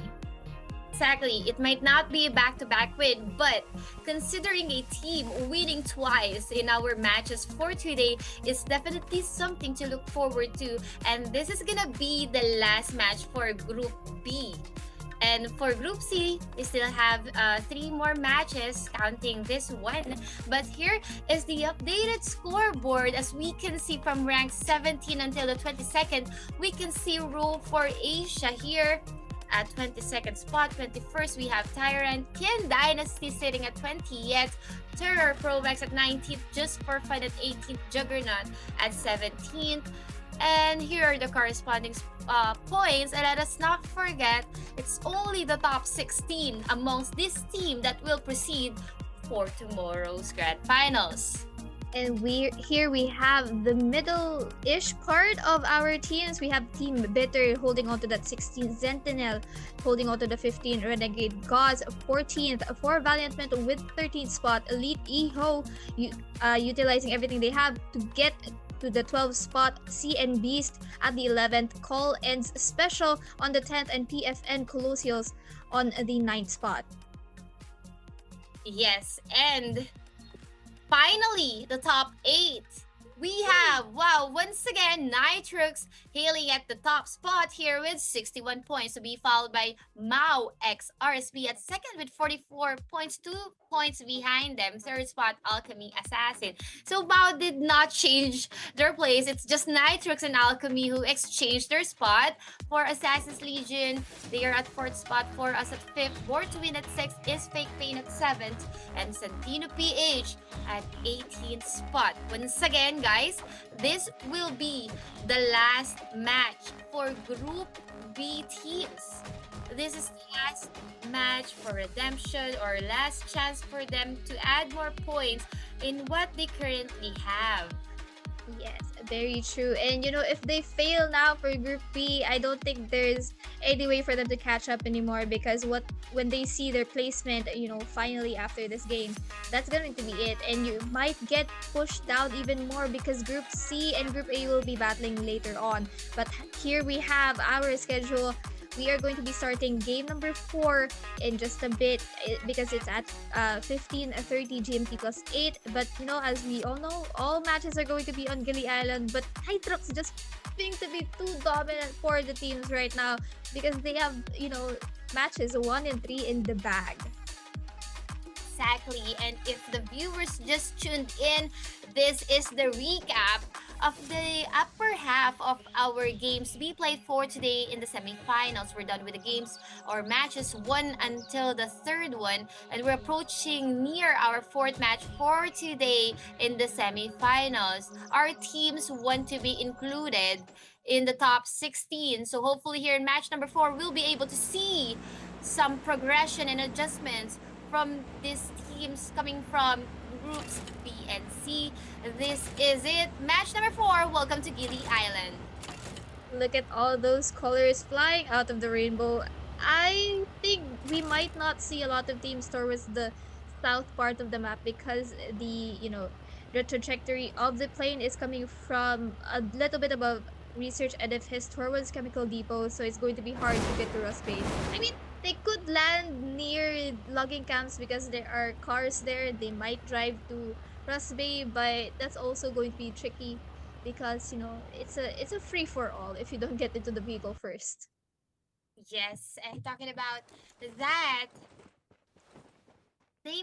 there are teams who already landed and looted, while some are just about to land, and that is an advantage for those teams who already landed and looted. We can see here the Team 20 and 12 are near one another and probably will have an engagement. There is no one actually going straight at Bitter Lake, but there our team's almost near. That's gonna be Windcliff, Thermal Power Plant, probably Logging, and Echo Valley as well. As we can see here, just for fun, Chocho once again without even a helmet, but just a vector in his hand. Will he be able to push someone? That's gonna be Tatsuya Miya from Ooh, Roforatia. Both of them nice has a headshot though. vector. Yes, but the numbers, it's gonna be 4v1 and no one's even flanking Chocho here in this area. Grenade. Actually, it's not connecting. Mavis is behind at the first floor. On the other hand, Brothers will go down. It's just gonna be 3 for G4F. Smoke has been deployed. They're going for the terrace here. Trying to flank whoever is at second floor. Wow. Harumiya will go down. And then going back to the third floor, probably still one more kill Oh my for goodness. Jojo. Another down there. Tatsuya Miya here at the left side at the track. Once again, Oh. low on health, but he will be down. And almost on for as Carlos about to approach and help him in the process. But no one will be down as well. And it's up to Carlos to save his teammates. Will he be able to do so? Let's see. Scarlet just right there on top of the roof of that red house trying to evade that firecracker, but Carlos is also very low on health and they both have teammates bleeding here and they have to be very careful both. Oh no, Carlos trying to exit and maybe get to his teammate, but there was a table right there so he couldn't really move anywhere else, and now Carlos has to be very careful as Scarlet has the upper hand as she is on the higher ground because of this roof, and they are both very low on health, and good thing that Carlos has some bandages, but Scarlet here doesn't have any.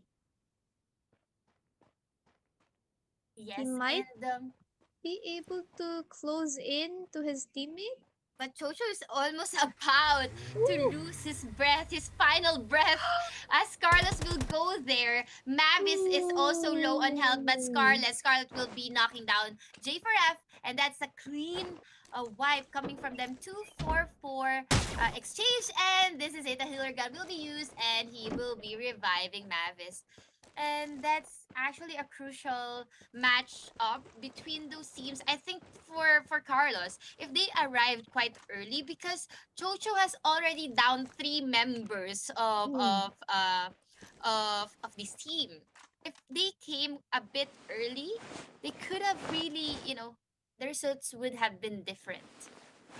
Very true. Or if, one of their members was able to take down Scarlet from the roof, or they were able to spot Scarlet on the roof, they would have been, it would have turned things around for uh just for fun there. But Rose for Asia really do desperately need the points because as I remember, they're actually at the last right now.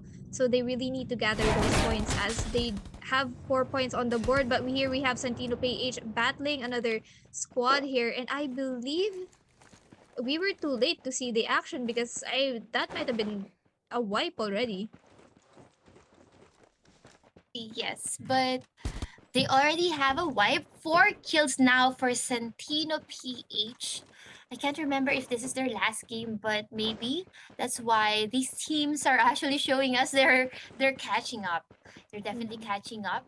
So for the first 5 minutes, we've already seen a lot of members being eliminated, and we're now down to 45 in our match today. They already have decent guns, but with the vest and helmet, not so.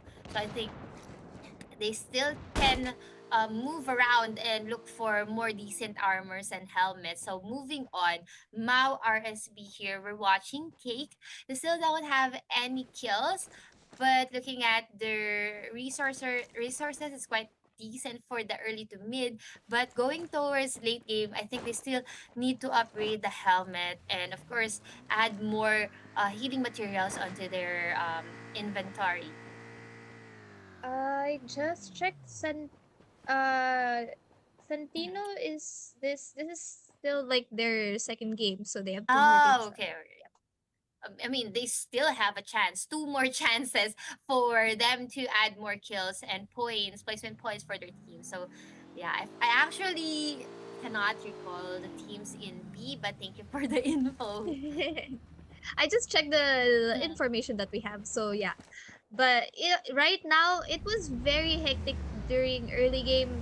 I think like that's the landing spot, skirmishes, because sometimes some teams land next to you, and I believe we might see Tyrant here rush into this building that for us is occupying right now, as Sadistic will try to get some shots in but will not be able to. But then Baby Web is going to be knocked out and taken out, so there's only two members left for us.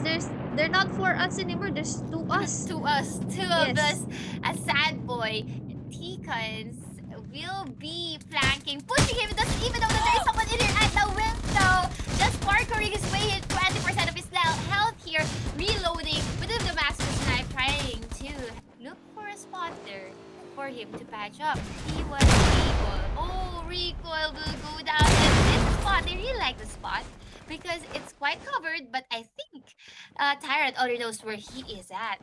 As Eulogy, on the But other hand, will be surveillancing the area. It's a different team. Santino though is Mhm. right here trying to third party this, and Statistics needs to be very careful here, as we see Orange Oh, just peeking onto that spot. PK on will be knocked down and taken out by Santino Kiap at the Popo there. rooftop. Yes, Yes. and Orange here. Actually, one of the members of Santino is Mhm. going to be knocked down there as well. And I think this is Kin Dynasty going into the fray, actually. Just right there. And there's also Mhm. another team right there, because Wow. Juggernaut is also here. This is like what, the fifth team coming into this. As we Yes. see now, Eulogy needing to be very careful here, as Juggernaut is just right there above, and Vince from Kin Dynasty is just right here at this house. And I think the member of For Us is still there, Sadistic. As a district. All of this going on around him, I think he's probably very nervous. If I was in that position, I would be as Mhm. well, as we see Orange using that vector to just maybe scope out his enemies. But all of these teams have to be very, very careful, because right now there's four teams here. Just right Exactly. here. So Just one spot. there's a lot of rallies and siege happening in this very area. As unfortunately enough for Tico's team, they were eliminated. We can see Kin Dynasty regrouping here now. Here, almost Yori flanking out. I think they're gonna regroup with the other building. As we can see, for us, so this thing is holding that corner of the third floor left side wing. Never Oh, mind. drone. There is a Front drone lane. being deployed by Santino. Eulogy is not flying though, and here out of the 9 kills of Santino, Eulogy has garnered 6 amongst the 9 kills. So that is really something from Eulogy. And Kin Dynasty Vince taking cover of that adjacent building. Yori trying to flank probably, but Nitrox just behind. And Yori, Oh my I think Yori already knows that. Passing on the information, that's why they're taking cover in this area. Another one is in this vicinity, in this compound, and this is gonna be a fiasco between all of these teams, like 4 teams here in this very particular compound. Oh, Ooh, Prodigy. Prodigy is down. But oh, taking in some firecrackers, not connecting though. Eulogy still has an eye for them. On the other hand, we have particles coming from Sentinel, and we can see that there are a lot of bombarding that's happening on the rooftop. They're moving on. This is Yamato by Kin Dynasty, trying to go here for the rooftop and getting a sight against Nitrox. This is a very hectic indeed, because Kin actually, Hiyori just receiving that, just receiving that firecracker in hand, going to be knocked out by Santino a while ago. But now I think there's going to be a bit of a stalemate, because both teams actually are like -1 of their teammates, as Santino only has 3 and Kin only has 3. I'm not sure about Nitrox though, because I wasn't able to check. Oh, they are still complete, but Galaxy was able to, receive shots there. So I think they might either reposition here because there's a lot of teams. Actually, I just want to note good on Juggernaut a while ago because they were here But as well, also, but mhm, they just went away. They were not about this fight. they prioritize the placement points. I think they're gonna play inside of the circle and let these people eliminate one another. They cannot risk, they cannot risk what they have right now, especially if they want to add more points to their current standing. But for Kin Dynasty, they're actually not in a good spot in our spectrum, so they need to add more kills and of course placement points for their team. Mm, 27 players left and just, two kills wow. for this team. They're still safeguarding the area against Nitrox and of course UDG's team. Santino. Santino, yes. Natcel is just at the horizon with the AN94. And right now, it's anybody's game. Whoever loses the patience first will definitely initiate this kind of engagement. Yes. And it's going to be very tricky because there's also going to be Santino Eulogy Ooh. utilizing that drone machine gun, knocking down Kate Mm, X there.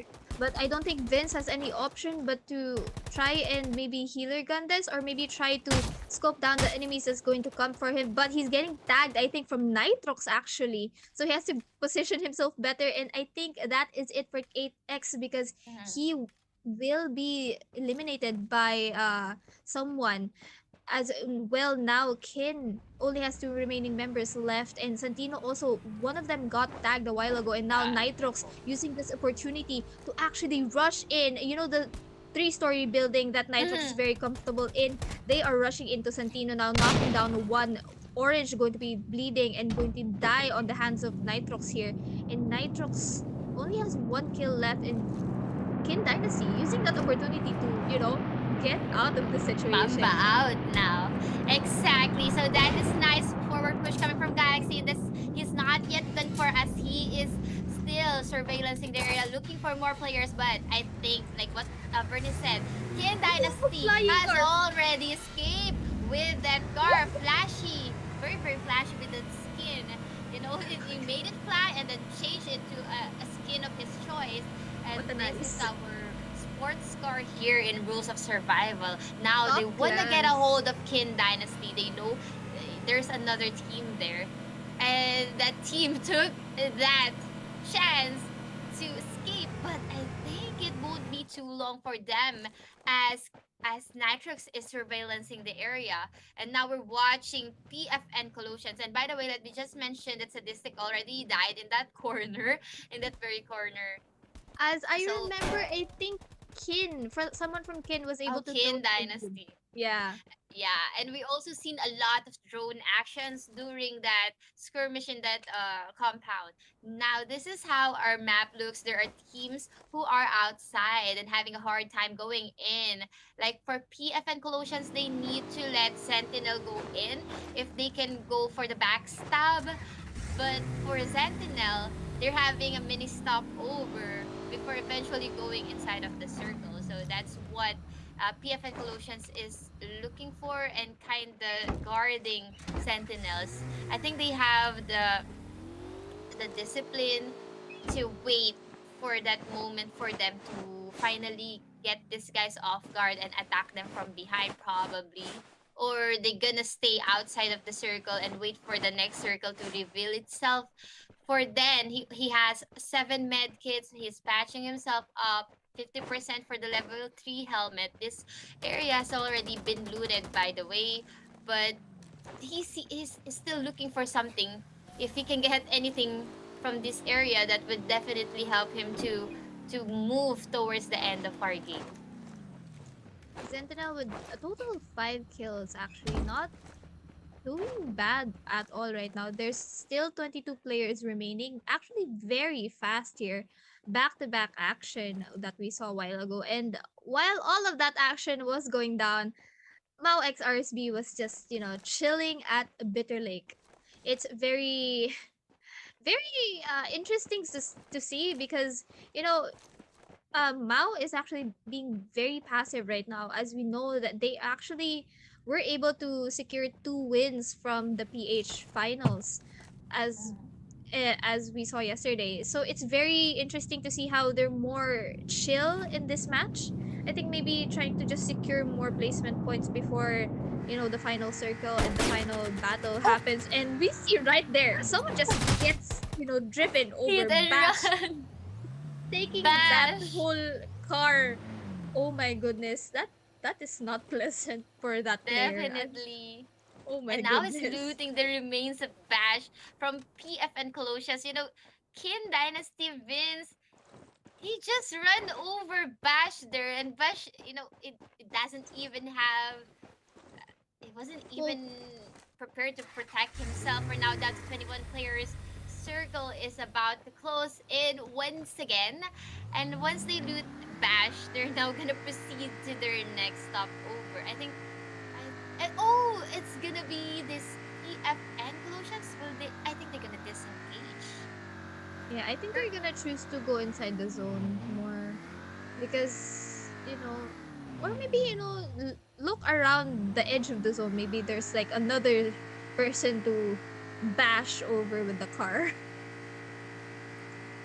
And now it's very chill because I think people are just waiting for the rotations, trying to find good spots here. Nitrox not doing the best kill wise right here because they only have one on the board, and I think Pain here is trying to get some scouting action. I think he might see another team here actually taking this higher ground. Both of his teammates are already there actually, Prodigy and this is so too fast, not Cell. They've already spotted Sentinel. Oh, Yes, and someone is already down. It's gonna be Zen Zeref. And someone is oh, actually sniping them from outside. It's gonna be Nitro's Pain here, throwing in some shots, connecting, and the rest of Nitro's here for the forward push and flank to the left side and right side as well. So I think this Pain is gonna be the cover, and then we're seeing Galaxy. There's now throwing in some shots. Seraph will be revived. I think this is gonna be a reset, but not quite so, as Pain will be joining in the battle with that firecracker as an initiation and trying to know and get someone, and he knows that there's gonna be one person going and parkouring here at second floor, but it will retaliate here, and that's gonna be Seraph. Akai will finally knock down Pain and kill Pain in the process. The problem here is that another member from Night is not there, so it's just two of them, and then there's two players flanking, and it's gonna be the revenge coming from Nitrous Prodigy, downing and eliminating Exort and Seraph in the process. So that is gonna wow. be a 4-4-2 exchange from Prodigy. Prodigy is clutching that out, but his action is not done because Isfake is right here trying to hunt down the last member of Nitrox here. Prodigy very low health. That is it. Wasn't able to even take down one member of Isfake there.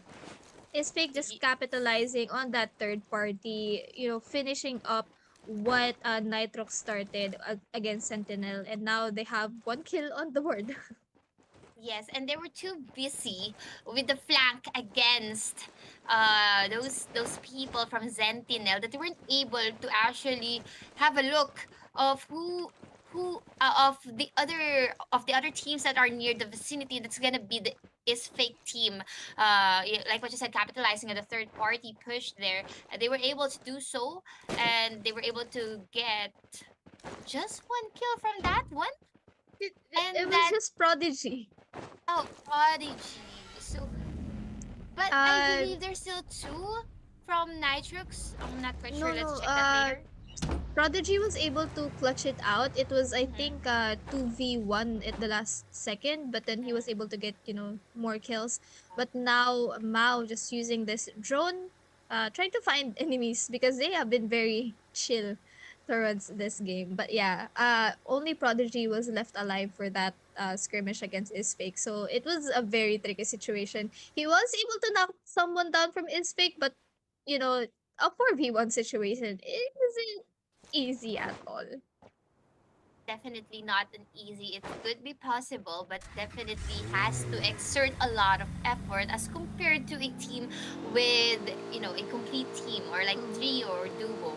It's really hard to actually clutch by yourself. We're down to 13 players here, and as we can see, Mao RSB, XRSB is near and playing inside of the circle. They put their vehicles here in the circle center of our circle. We can see Vince at the left side horizon. They're gonna take in probably the roof of this pink house and this compound, Oh, and getting he will be knocked down by Vince. He was so bold in running and jumping towards the roof. Will he be having a finisher coming from Vince? No, not so. He's trying to get a hold of that vehicle. It will be blown. It's a nice save coming from his teammate. Now Vince is going to be taking some shots on the side here from uh, Mao. Actually, he was too focused on is fake there because he wasn't able to focus. But now Mao versus is fake is gonna happen, and Mitcon actually fell off of a truck and was knocked out. I mean, if you exit the truck too fast, you're gonna receive some damage. But here we have, I think a 2v4 situation. Oh, okay. So two members of Mao is actually still near Bitter Lake over there. And now I think they're gonna respo over on this side because Axel is just on the horizon. And, Mitcon is revived fully here and trying to heal up as much as he can before getting into an engagement with Mao.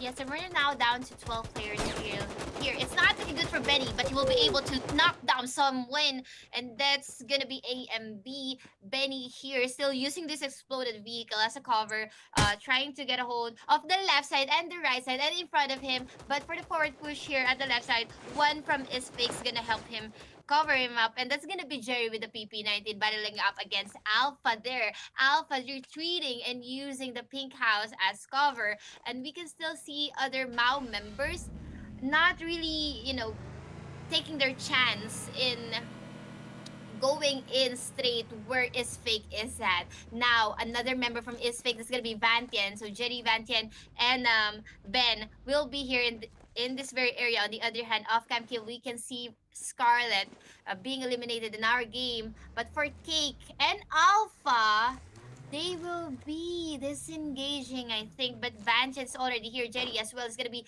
2v1 against Alpha. And that will be it probably. Oh no, no, no, still alive. Alpha is still alive. They're taking this This is slowly. They could have rushed this one, but they're taking it slowly. Giving time for Mao to actually regroup. But there you have it. That is the shot coming from Benny to be knocking down Alpha in the process.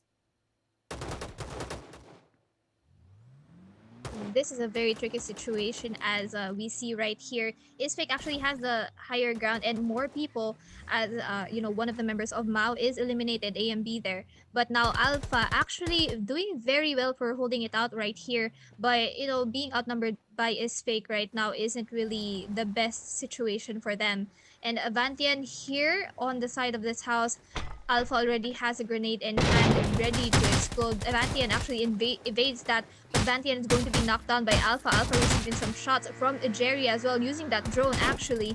And now only two members of Mao is available to fight here, going to be knocked down there. Jerry by Axel from Mao RSP. And now Midcon is just trying to provide support to his teammates, trying to get up of this house, going to knock down someone from Mao. And now Mao only has one member remaining that's up and running as Cake will be bleeding on the floor, but Benny here going to be knocked down. Actually, Mao Axel going to clutch things out for his team, but the action is not done yet as Axel is going to be facing off with, I think, PFN, but Cake actually finishes off PFN there as Mao successfully defeats both teams there.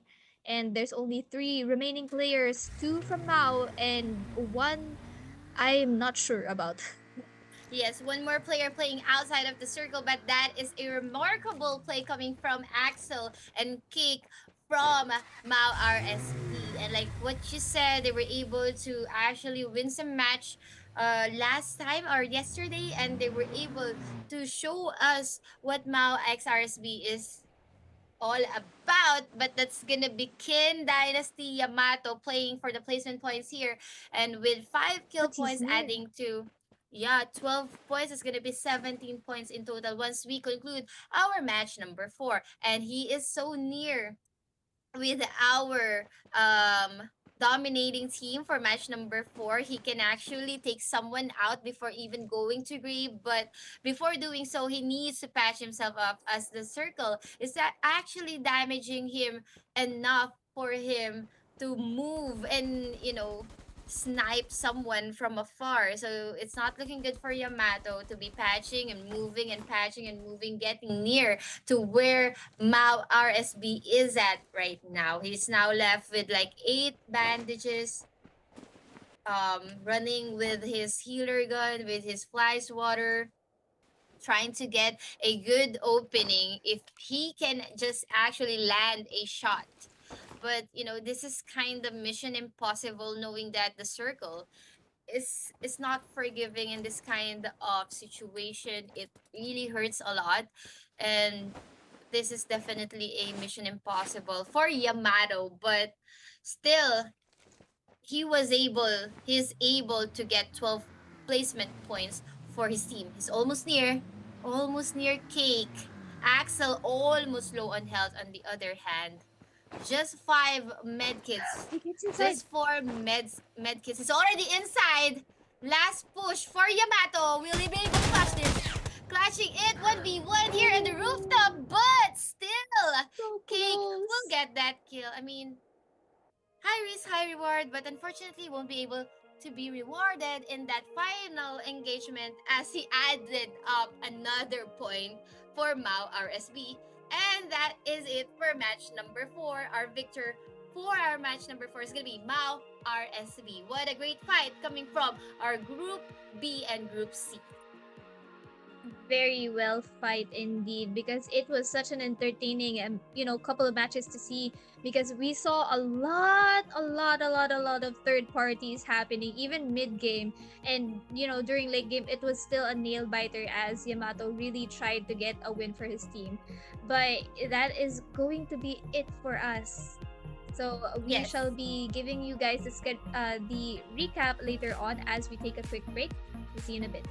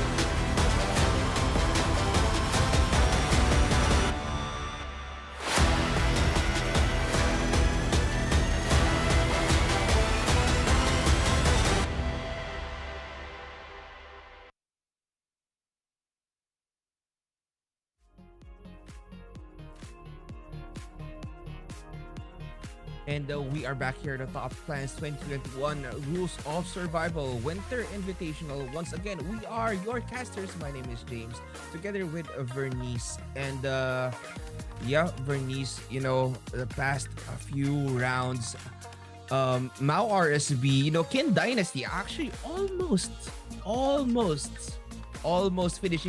finishing it off that strong, almost eliminating members of Mao RSB that is left inside that zone.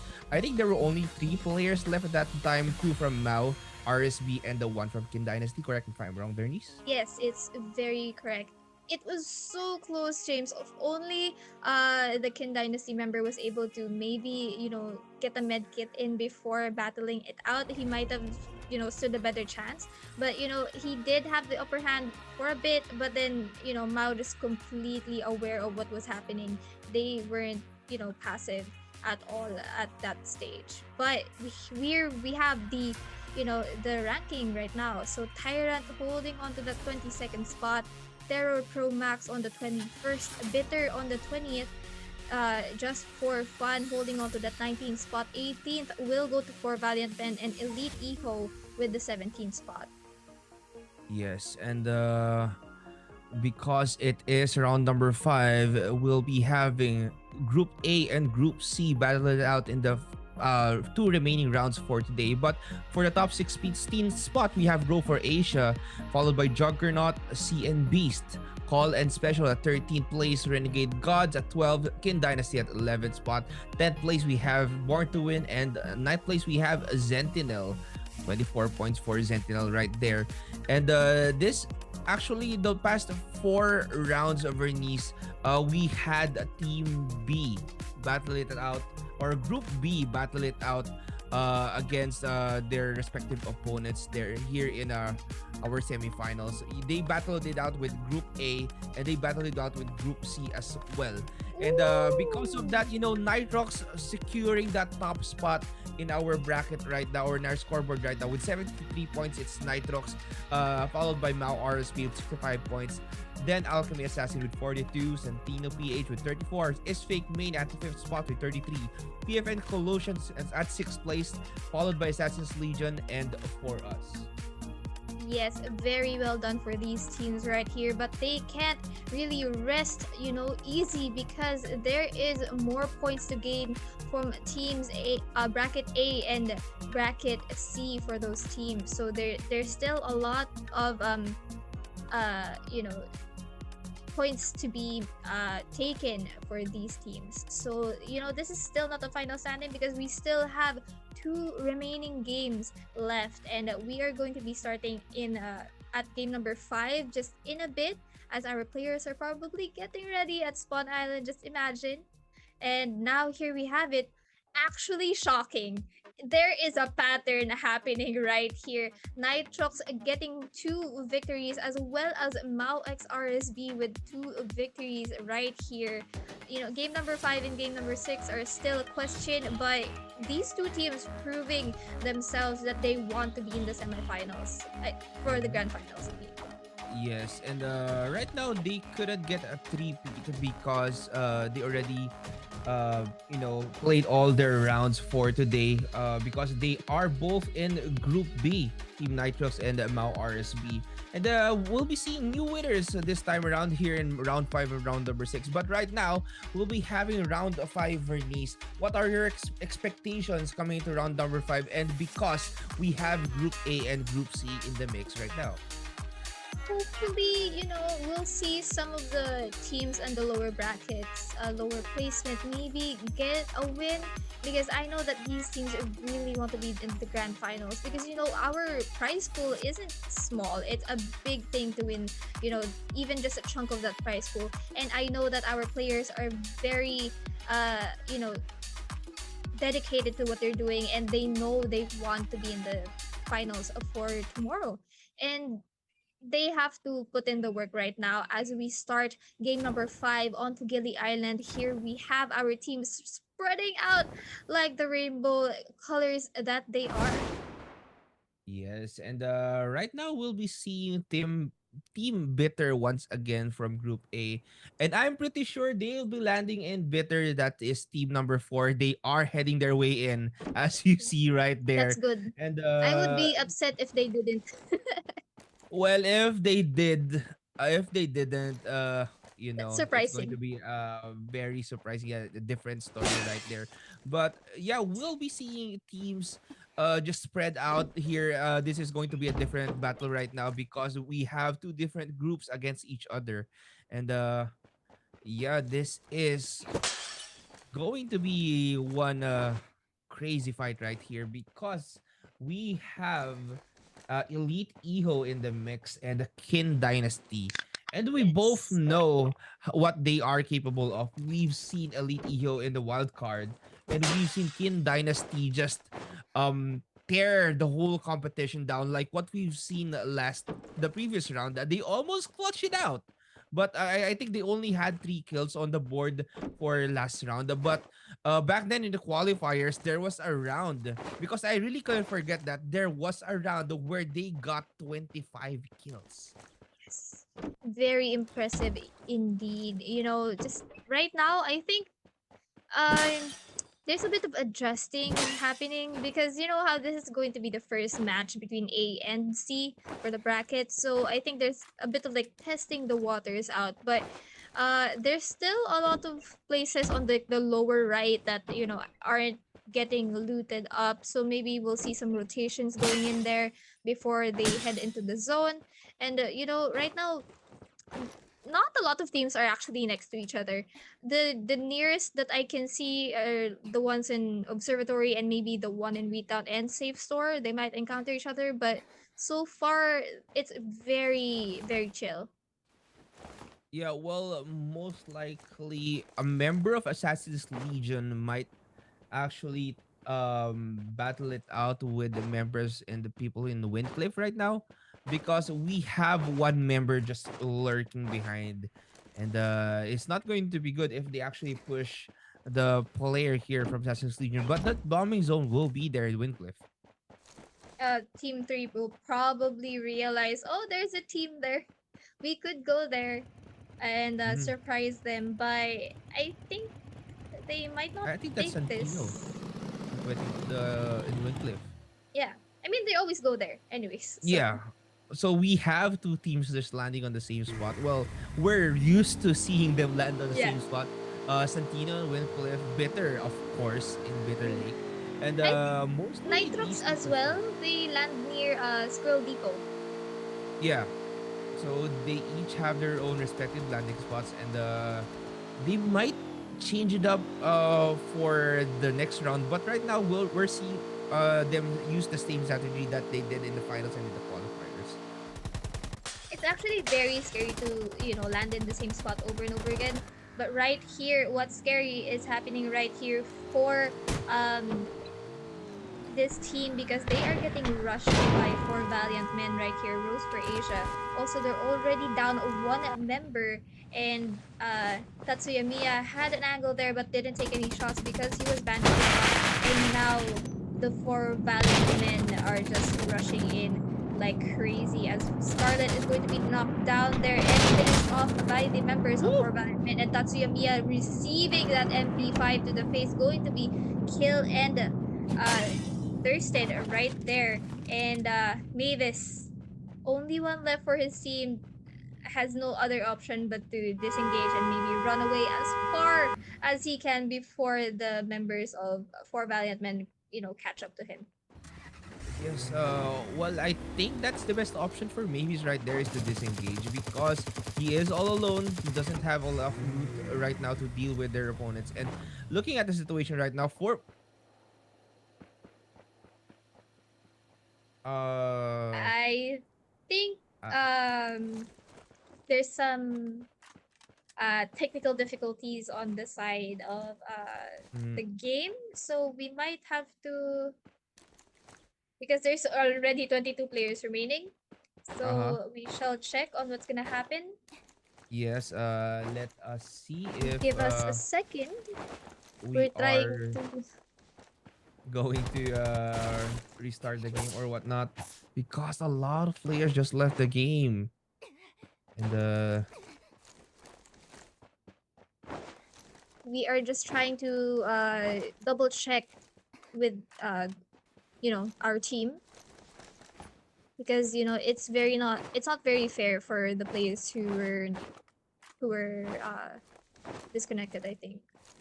mm-hmm.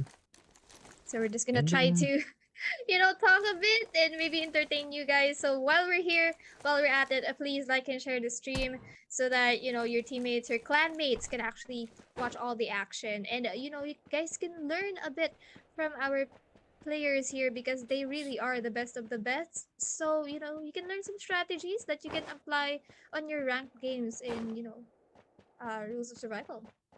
yeah, well, we can actually talk about what just happened right there. Because when we saw the map earlier, we saw teams just landing in their designated spots. That's one strategy that you can actually do here in ROS, because you need to have a specific landing spot so you can get used to that loot there, and then maybe if you actually find out that you can actually get a lot of loot there, and have a fully stacked loadout, or if it's enough for your team, you can actually make your way into that rotation, and perfectly time your strategy right to deal with your opponents in the game. It's also th- for me. I do kind of have like a comfort spot. I always land at the Three Kings area underneath Mass Out Factory, and sometimes it's scary because when you're doing it in a tournament style like this, you might get rushed very early on in the game, because they know, like, if there's a team that's rushing there, if there's a team that knows that you're gonna land there, they might anticipate it and they might just rush you even as you're looting. Yes, and right now we are just double checking if what our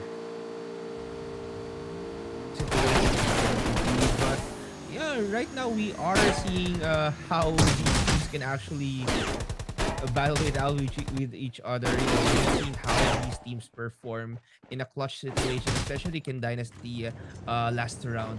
They've been really really doing their best in Yes. dealing with the specific situation. It's very interesting to see these teams right now. Even though a lot of players have left, we still continue to see like action right here. As Unknown actually has 5 kills on his own.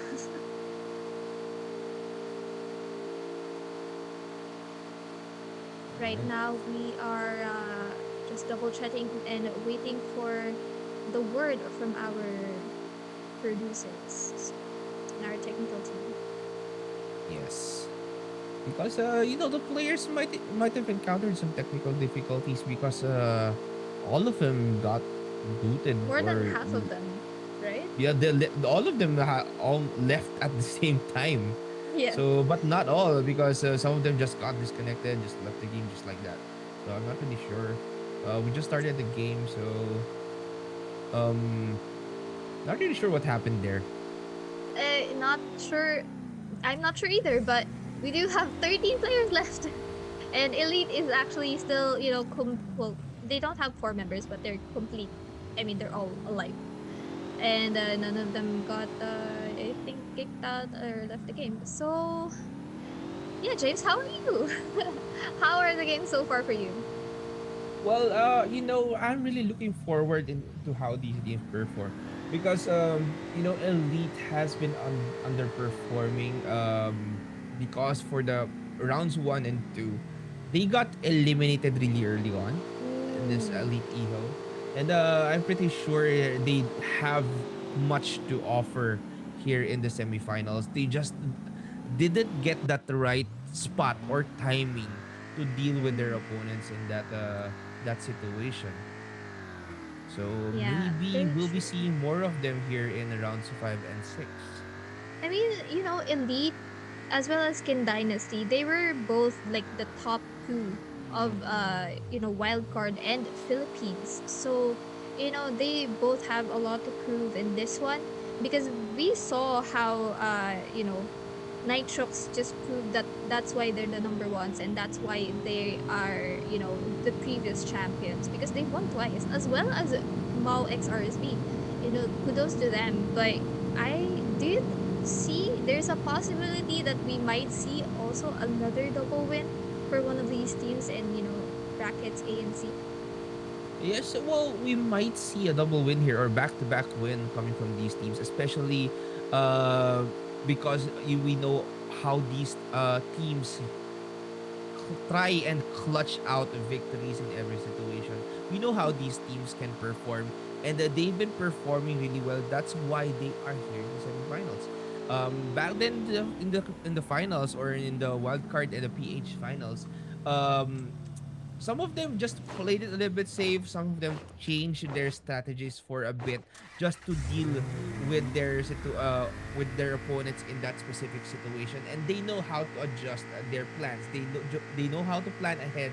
They know how to change their strategy and make sure they have the upper hand in every situation. Very true. As we see Renegades here. Wow, Nova skin. Nova car skin. Also, if you guys get like this kind of armor and helmet, it's honestly such a advantage with other teams, because as we see right here, members of Elite eliminating the last member of ASL. ALSN. Yes, and right now we are seeing just a few skirmishes here and there. We only have 12 there's, players there's left only in this game. And Renegades actually look at them just using those vehicles, just trying to scope out their opponents as Action will drop down from that vehicle and hide behind that barricade as Trust. Ooh, with that ooh, nice shot. ooh. And trying to spot TK Ons right there as TK Ons will knock down Axiom. And that wasn't really good for Trust right there because he was the one who damaged Axiom from Yeah. Renegades. I mean that's might be considered as a kill steal, but technically, you need to do everything that you can to gain points in this competition. As we see Trust trying to burst down TK Ons a while ago as well. But yeah, there's only 11 teams players remaining in this very tiny, actually not tiny zone, very big zone. And yeah, guys, there's gift code right there on the bottom left. And if you haven't redeemed it yet, go ahead and use it up, and then check back in with us, or while you're listening to us, use it. Pop that gift code out and use it in the game and you can get awesome prizes while if you use that gift code on the lower left portion of that screen. And yeah, TK Ons and trying this team Tyrant, um they've from in the I think in the quali or in the finals, this team actually from the wild card, they are placed fourth in the wild card finals. They made sure to actually catch up to their opponents, and although they didn't win any rounds in the wild card, I think they didn't win any rounds in the wild card finals, I don't but think so they either. did secure those Or amount of RPG. kills and those amount of placement points in order for them to actually place fourth in the wild card. Yeah. Also, I want to note that Tyrant was very also, we see TK Ons just utilizing that RPG very well as quick switching from his RPG and his BP-19, and trying to evade as well the members of that team right there.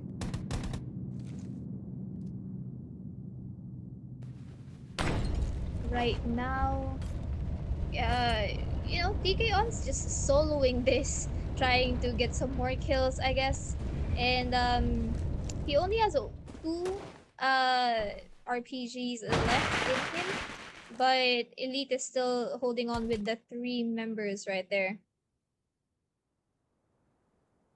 Yes, and right now we have Tyrant and Elite just trying to spot each other out right there. And the Trust, he's just going to be their elite Eho. They have 2 kills on the board right now, and they are going to try and spot TK Ons, who's left here for Tyrant. And I'm pretty sure they know where T-Cons is right Yeah. now. They just need to be cautious in pushing that building where T-Cons is. And Tyrant getting pushed here by 3 members of Elite. 1 member of Elite getting Ooh! tagged.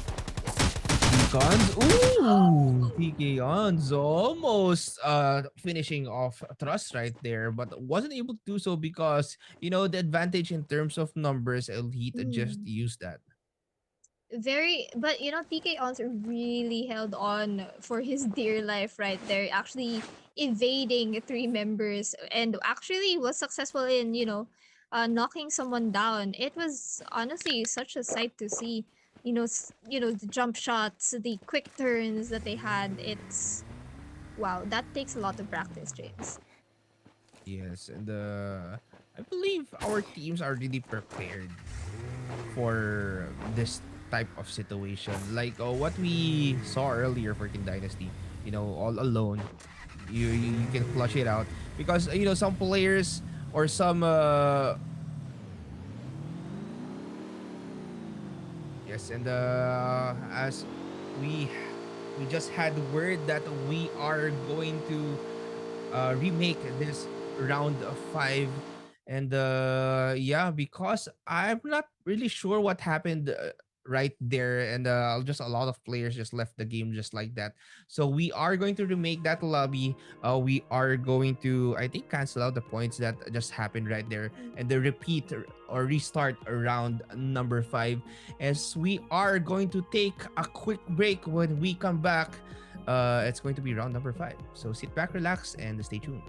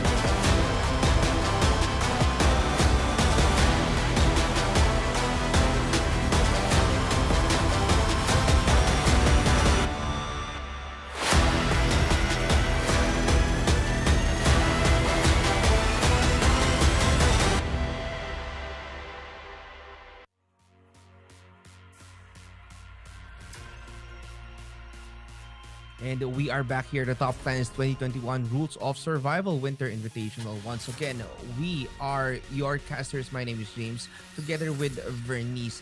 And Vernice, because we actually saw a lot of players got disconnected earlier on in round number 5. Like a lot of them just got booted from the game for no apparent reason. They just got disconnected, and because of that, we are going to restart round number 5, as this is going to be it.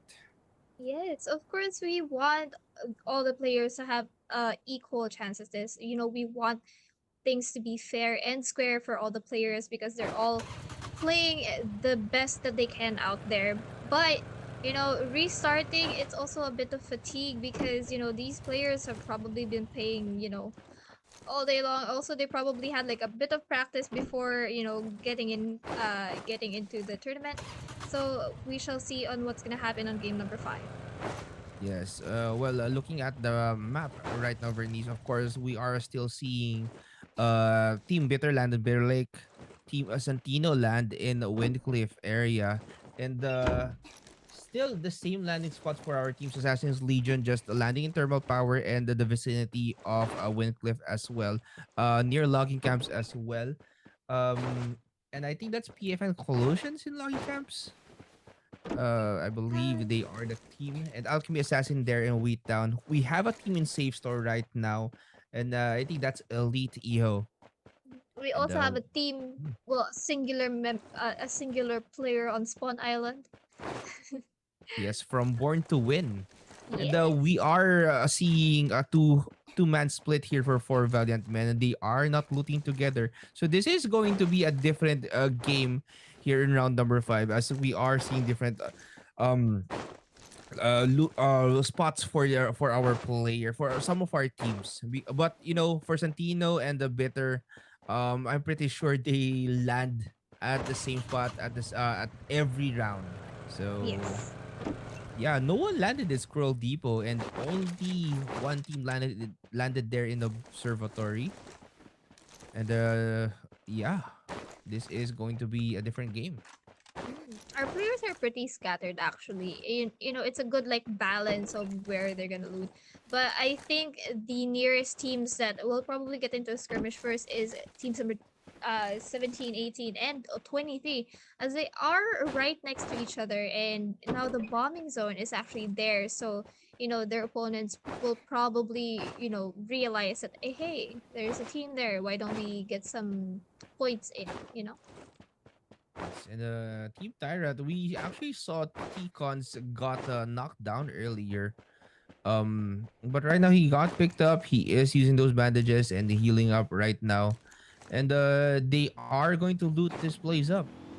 Maybe got bombed by that danger zone. I'm not really sure. Or maybe got shot down by team number 18, which is I think that's Kin Dynasty. They're I looting think at so the too. display area. But we do have shots getting fired around Chemical Depot. Uh but here we're focusing on a Tyrant.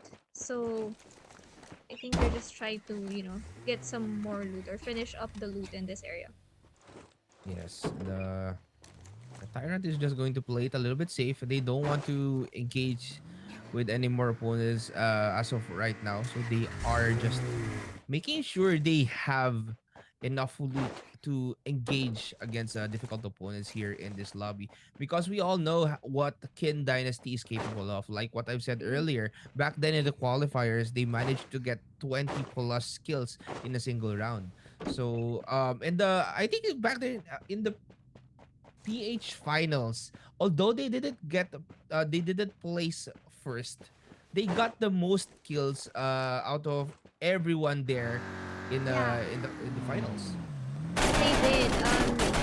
But right now, Born to Win is running into some trouble as Terror will try to burst his vehicle down, but quick disengage just from Berserker here, and just trying to, I don't know, maybe scout up, because there is another team that's very near, which is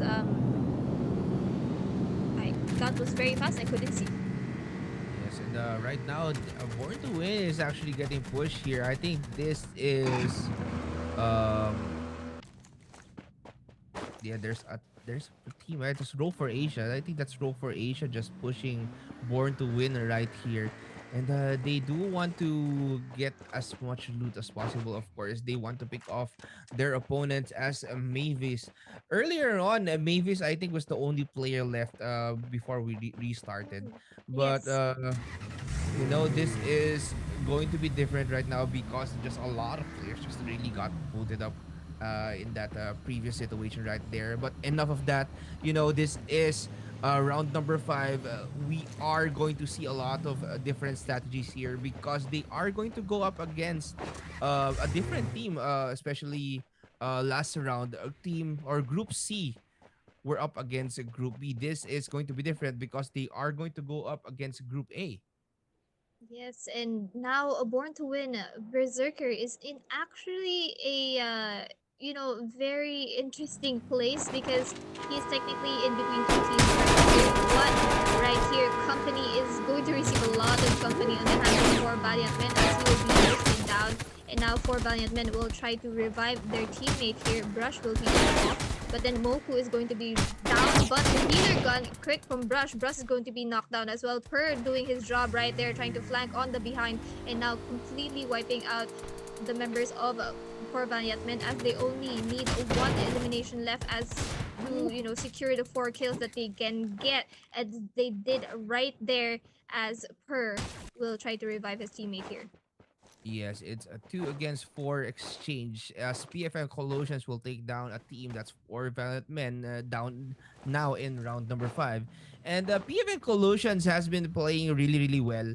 Back then in the finals, they really didn't actually do too much. They didn't show up that much back then in the finals. They were playing a little bit safe because they do want to secure their spot here in the semifinals. But right now, maybe they actually want to play it their they want to play aggressively, they want to play their best. And maybe they came up with a different plan to deal with the different situations here in the semifinals. We see right here the show of the Nova skin, also my favorite skin in Tools of Survival. But I think Sentinel is just taking their sweet time, trying to get as much resources and loot as they can. But we have here Sea and Beast just bursting down a vehicle. I'm not sure if they do have uh, an opponent nearby, but they made that vehicle crispy over there. So I'm not entirely sure. Yes, and CN Beast is the top 3 team back then in the PH finals. And we also saw 4 Valiant Men earlier, which is the wild card top 3. And they really got pushed by PFN Closers right there. But right now, CN Beast, Zaif, and the rest of his team will just try and loot up that building. As we see here, Call and Special just trying to spot Sentinel. They are trying to scope out Zentinel right there, just jumping and using those cars on top of that hill. They're not really engaging as of yet or not really making any sound because they are going to get pushed out of their spot because of that safe zone. Well, this safe zone, they could still choose to battle in it because it really, having cola would even just even things out for the damage because it's not that much. But if you don't have a lot of, healables, it's going to be a problem for you. But CS Yes. seems like they are well looted up for this situation, so they're not choosing to disengage just yet or even to do it. Yeah, But well, funny. battling it out in a zone in the radiation vernice. Like what you said, if you don't have enough bandages to deal with that zone, this is going to be dangerous for your team, especially for tanking it for a long time. You do want to loot up as much as possible and conserve your items for the late game, but then again, just a little bit of damage can change things for your squad. Yes. And we're seeing flying cars right now. As C and B's trying to rotate in, looking for the optimal, area to maybe set up camp. But C and B's, they're a good team as well. They have really good teamwork, And as you said a while ago, they were, part of the top teams that were able to get into this. I think they were the third one you said from the Philippines. Top three in the Philippines. They really do have, what it takes to, get some kills in, win some skirmishes, but we're not really seeing a lot of action right now, as, it's still very early on, and there's a team very far off in, like, Squirrel Depot area, above Squirrel Depot and below Research Edifice, but most of the teams are actually inside the zone right now. Yes, I think that's elite. Just looting up on top of course Squirrel Depot below Research Edifice right there. They do want to play it safe because in the past few rounds, or I think they were back in round number one and round number two, they didn't do a lot because they got eliminated very early on, in both of those rounds. But in order for them to catch up in this tournament in the semifinals, they really need to play their best. Mhm. So they need to get as much loot as possible, then maybe play for endgame, get those placement points, get those skills that they desperately need, and maybe earn them a lot of points coming out into round number five, and maybe in round number six as well. Very true. And now we're back to Sentinel. Just, just completely looting. Just getting as much loot as they can. Preparing for what is going to be an oncoming battle. Once this zone does, close in, it's going to be bloody. It's going to be, hellfire everywhere. A lot of people are going to be near each other because right now, it's not really, action packed as we might have expected. 54 players Yes. remaining. Well, teams are just playing a little bit cautiously. We do have 54 players left in the game, and the zone is getting smaller and smaller. And yeah, we are going to see an action-packed middle to late game later on, as they are going to be in a close proximity against each other when that safe zone closes in. But right now, of course, our teams are just making sure they have enough loot in their inventory to deal with long engagements with another team. Yes. Because, once this zone closes and then the other one shows up, people are gonna, regroup or maybe find a better spot and hold that out as camp. But right now, it's very chill. As we see then with the, PP19 and AEWM. Um, Very chill, honestly. Mhm. Well, And, maybe Bernice, this is the right mhm, opportunity for our teams to get a decent spot inside that zone. mhm. Maybe if they actually get a good positioning Yeah. inside that zone after looting up, and they just need to hold that spot and make sure they can defend that area. They Mhm. can actually play until late game.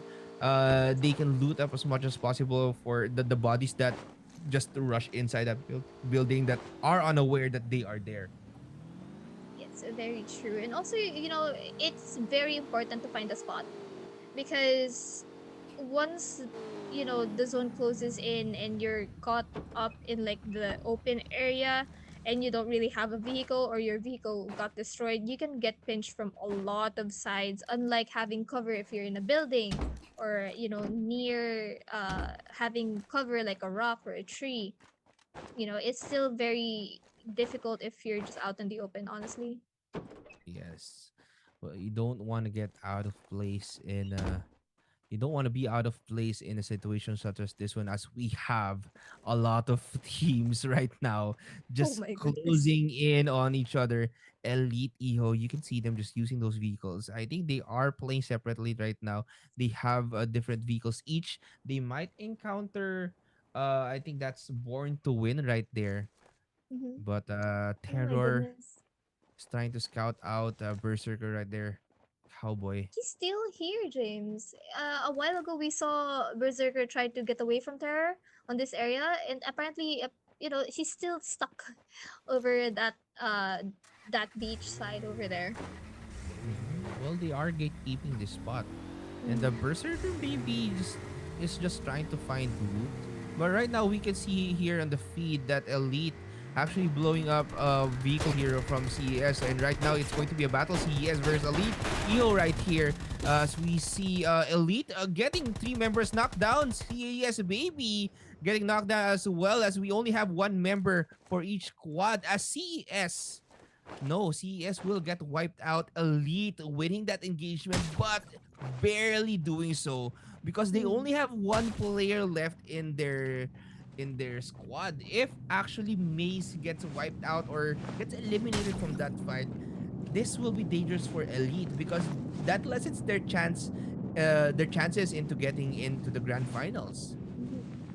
But good on Maze though for being able to clutch that one out for the team.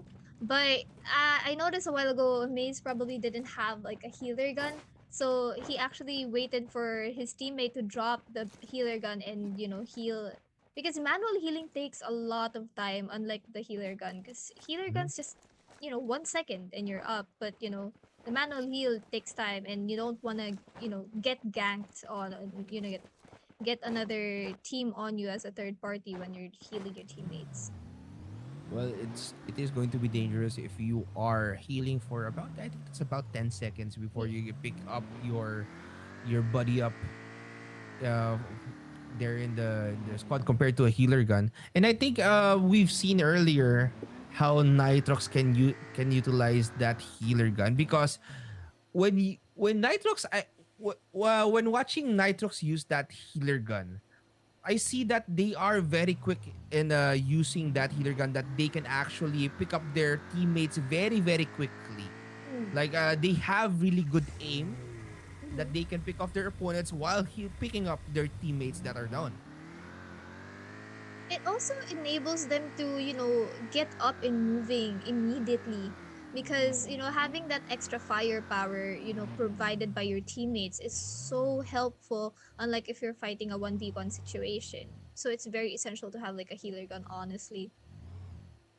But maybe that time around, Elite doesn't have enough healer guns to use for everyone in their Mm-mm. squad. But right now, we are seeing Terror just moving back or maybe relocating to a different spot here inside that zone. They are just going to hold this building, maybe play until late game right here. Bitter, on the other hand, has a decent spot here inside that zone, but might rotate later on as we still have 49 players left in the game. And the circle is getting smaller and smaller as we Oh are my going to god. see the next save zone right now, as Bitter needs to rush in right now because this is going to be hard when Yeah. everyone is doing the same thing at the same time.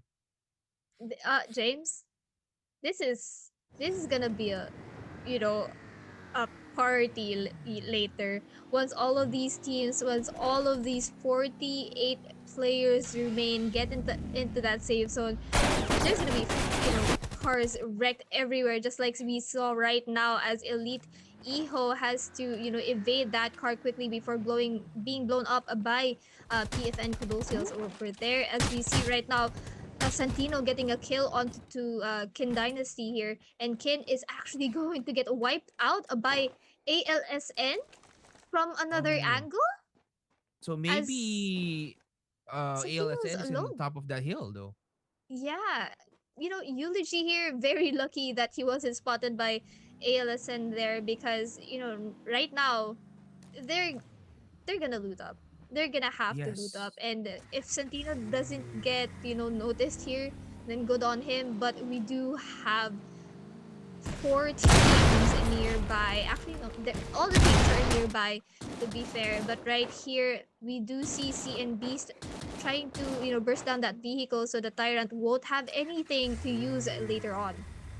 Yes, and right now Z and Beast is a complete team. They might encounter Tyrant, and they are not inside that zone. And most players right now are beating each other up inside that zone. Right now, Sentinel will try and go up against Alchemy Assassin right here. I don't think Sentinel spotted that member from Alchemy Assassin just right there. Now they are going to try and spot their opponents, as we are seeing a lot of car wreckage currently in the mix. And Oh my goodness.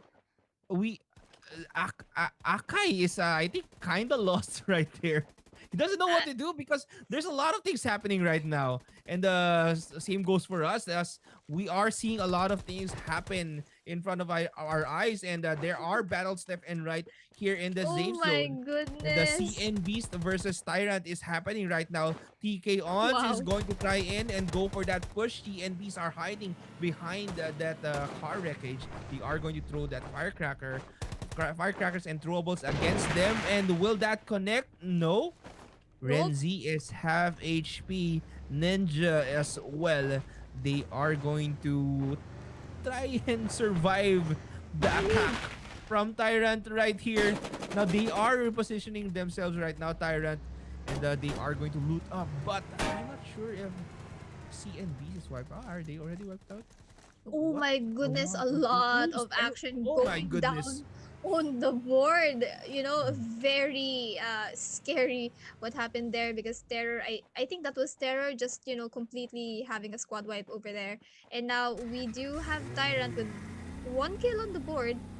And very interesting because I think uh, it's going to be confusing because a lot of teams are nearby each other, so there might be some players stealing kills or knockdowns from each other. Mhm. So that's I think our players really do need to thirst once they knock down someone. Yes, correction. They have 2 kills on the board right now, Oh, and two, sorry. earlier on, Row for Asia just got wiped. Hmm. They just got wiped. What we saw in the feed earlier, that was Roll for Asia getting wiped here in round number 5. But we are seeing Assassin's Legion just holding this angle, holding this building, holding this spot, but needs to rotate right now because the zone is closing in. Elite is just maybe, I think, just Here, hiding in the bushes. He's just hiding in the bushes right there. James. This is open field, downhill also. It's going to be very tricky for teams that don't have vehicles. As we Ooh. see right here, Sentinel Exhort is Ooh. going to be very low health, but also being able to, laser down some of the members of Tyrant. And now Tyrant, two members are knocked down. There's a lot of action going down over there. One of the members of Zen will be knocked down as well. But Exhort still trying his best to try and find an angle onto the remaining members of Tyrant here and throws a grenade. Will it connect? It Mm-hmm. does, but it just finishes off one of the members. But now he's trying to healer gun his teammate, but doesn't really connect. But he's actually being very cautious about this, James. Yes, and they need to be cautious right here because Exart is going to go up against members from Tyrant, and we know uh, Tyrant is the wild card top 4, Mhm. so they really need to be careful in attacking Tyrant. Although Tyrant already has 2 members down there and only 1 member remaining for their squad, but being a little bit cautious in the battle, especially when you have 2 members left in your squad for Sentinel. Um, you do want to get those placement points and max out your kill points right there. They have 5 kills on the board right now, but they are against tough competition. Yes, and there is a stray over here coming from the backside of team elite. Nah, sorry, we're switching onto team elite here. Sam's going to get lasered there by elite Eho, and now looking on to lock another target. But I think, being very careful, even though it's a very small safe zone. Yes, well, we still have 10 players remaining here in the battle. The Elite Eho has 3 players left. They have 8 kills on the board. Maybe this is their round. So we saw Kin Dynasty getting eliminated very early on that match against Alchemy Assassin. So Very maybe Assassin's surprising. Legion right now has 6 kills on the board, and that they are a full squad. So this is going to be Yes. the team to beat right now. And they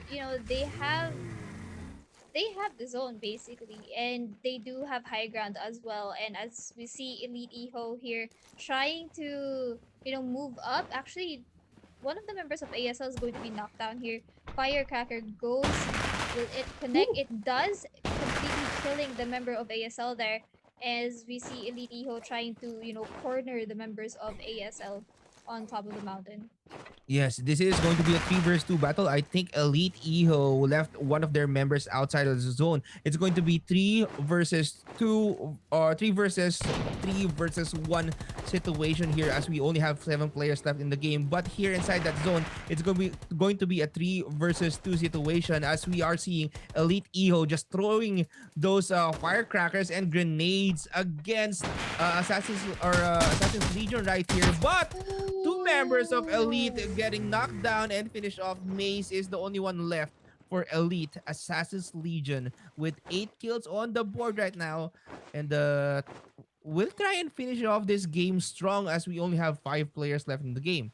So 3 versus 1 versus 1. I'm not sure who's the other Uh, player here. I'm not sure either, but I know a Maze from Elite Iho is one of them. But maybe we will get to check, or once it shows up on the feed, we'll get to check that then. But now ASL are just, partying Celebrating. it up. Yeah. They are celebrating right now. Well, a while ago we saw Nitrox just celebrating early. I think that Mm. was back in round number one, or it was that Mm. that was back in round number one where they actually blew up a vehicle that I think Galaxy was riding.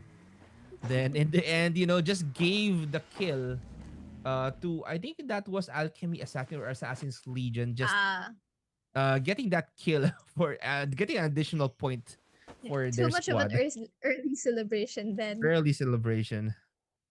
Ah, Elite Iho Maze here is going to take a while because that's a lot of med kits, and that's also two first aid kits. First aid kits just give you full health, but take longer to, use up. But I still don't know where the other player is or which team it's from.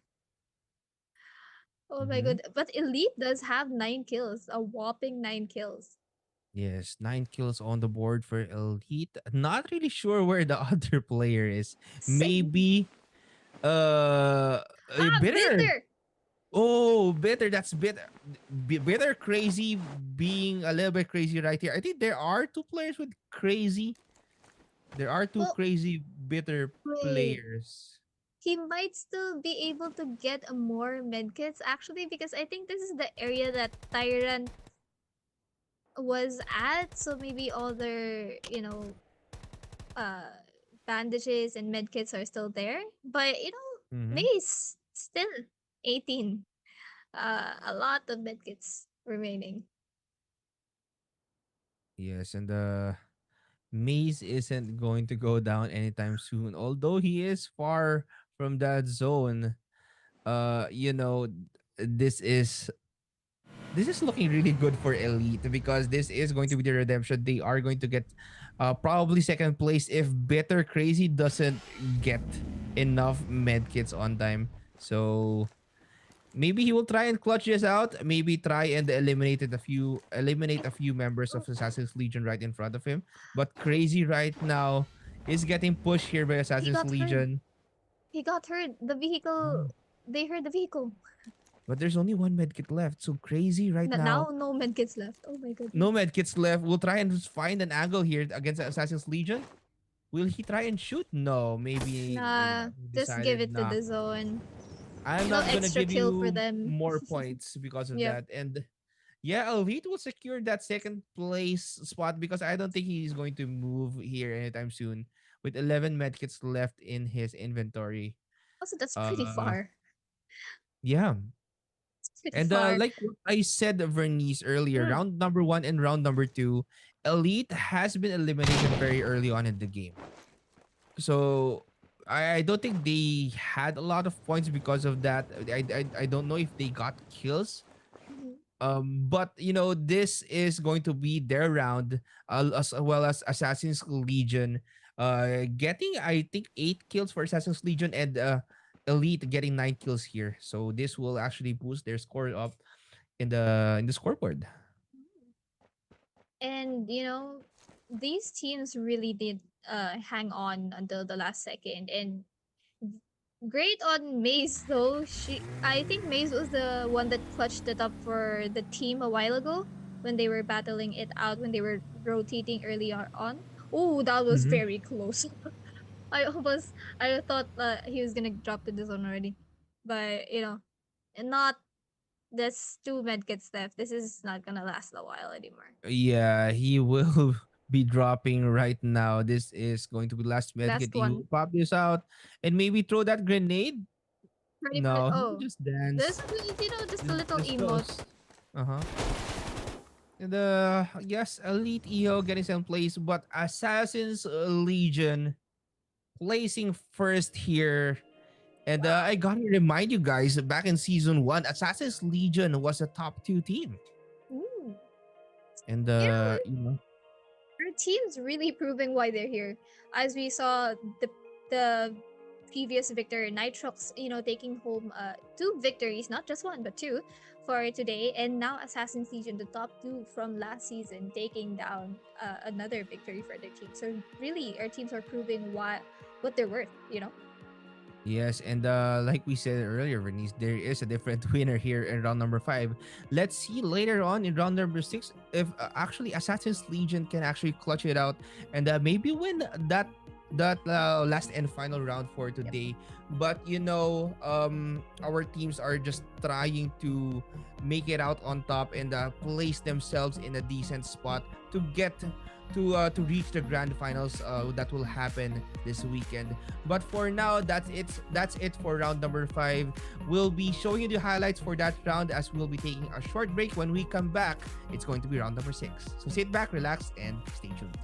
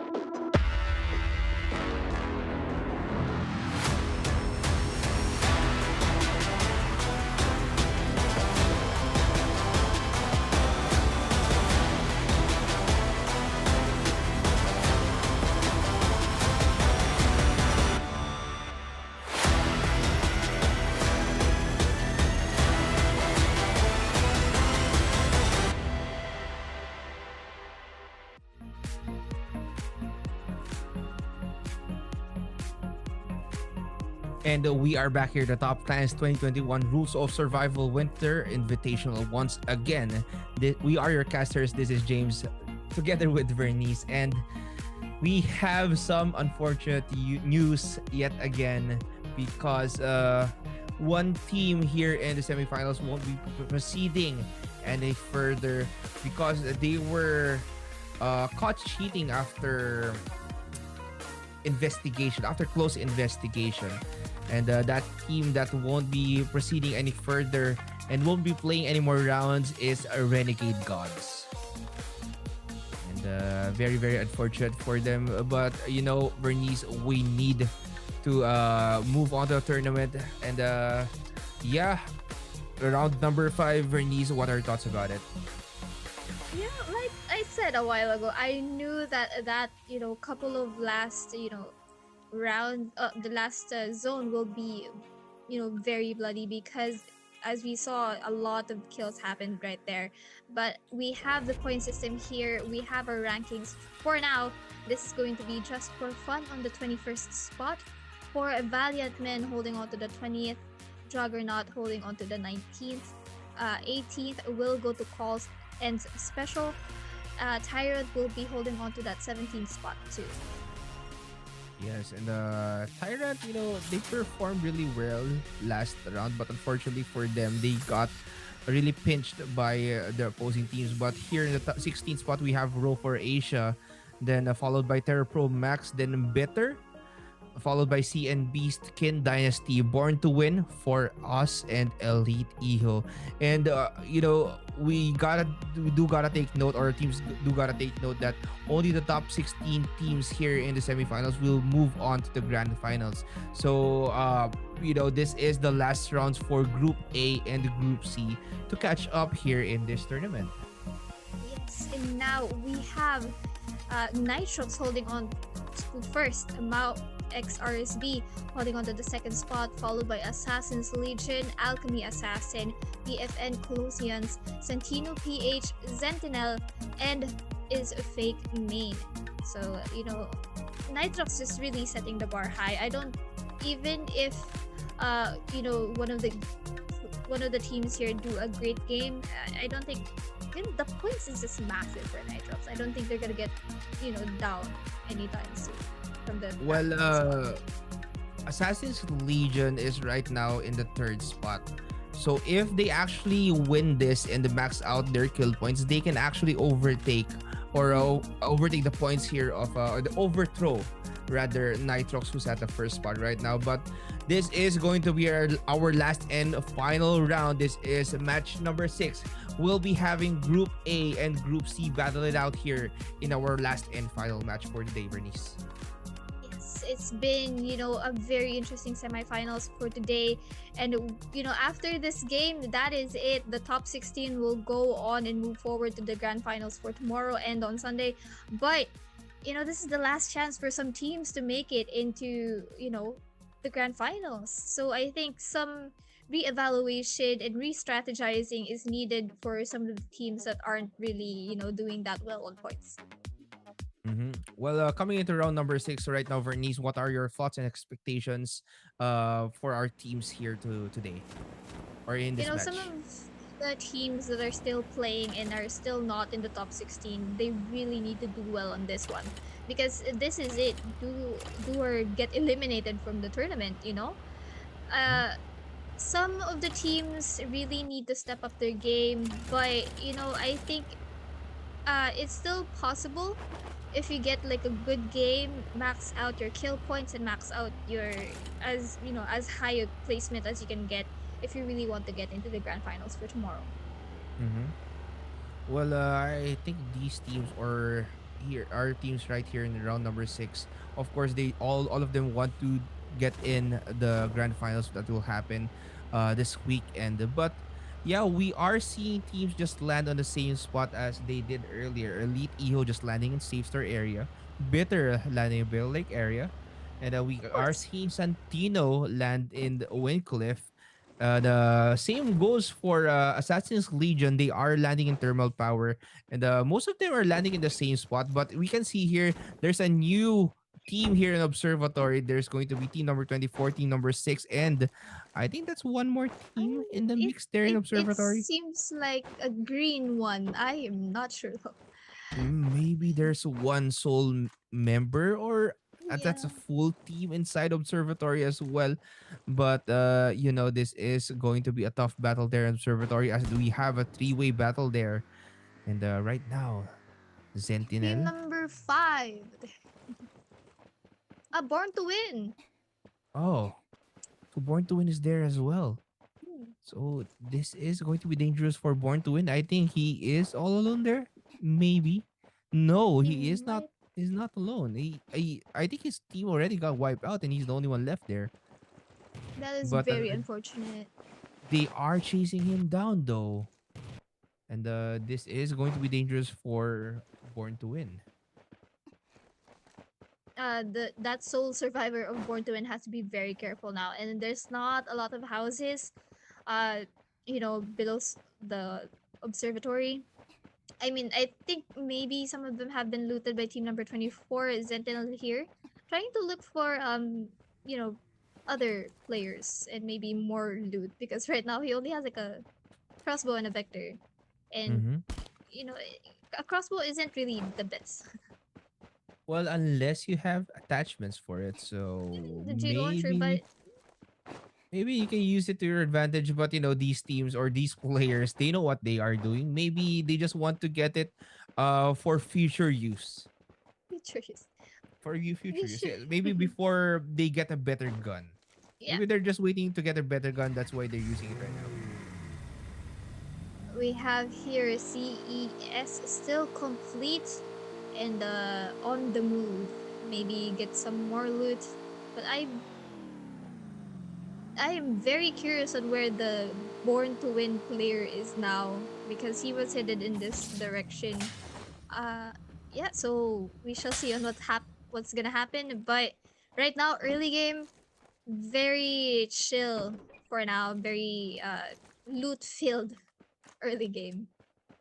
Yeah, well, are we going to see a repeat of what happened in round number 5, where um round number 5 was a bloody late game, and Yes. all of them were rotating inside that zone.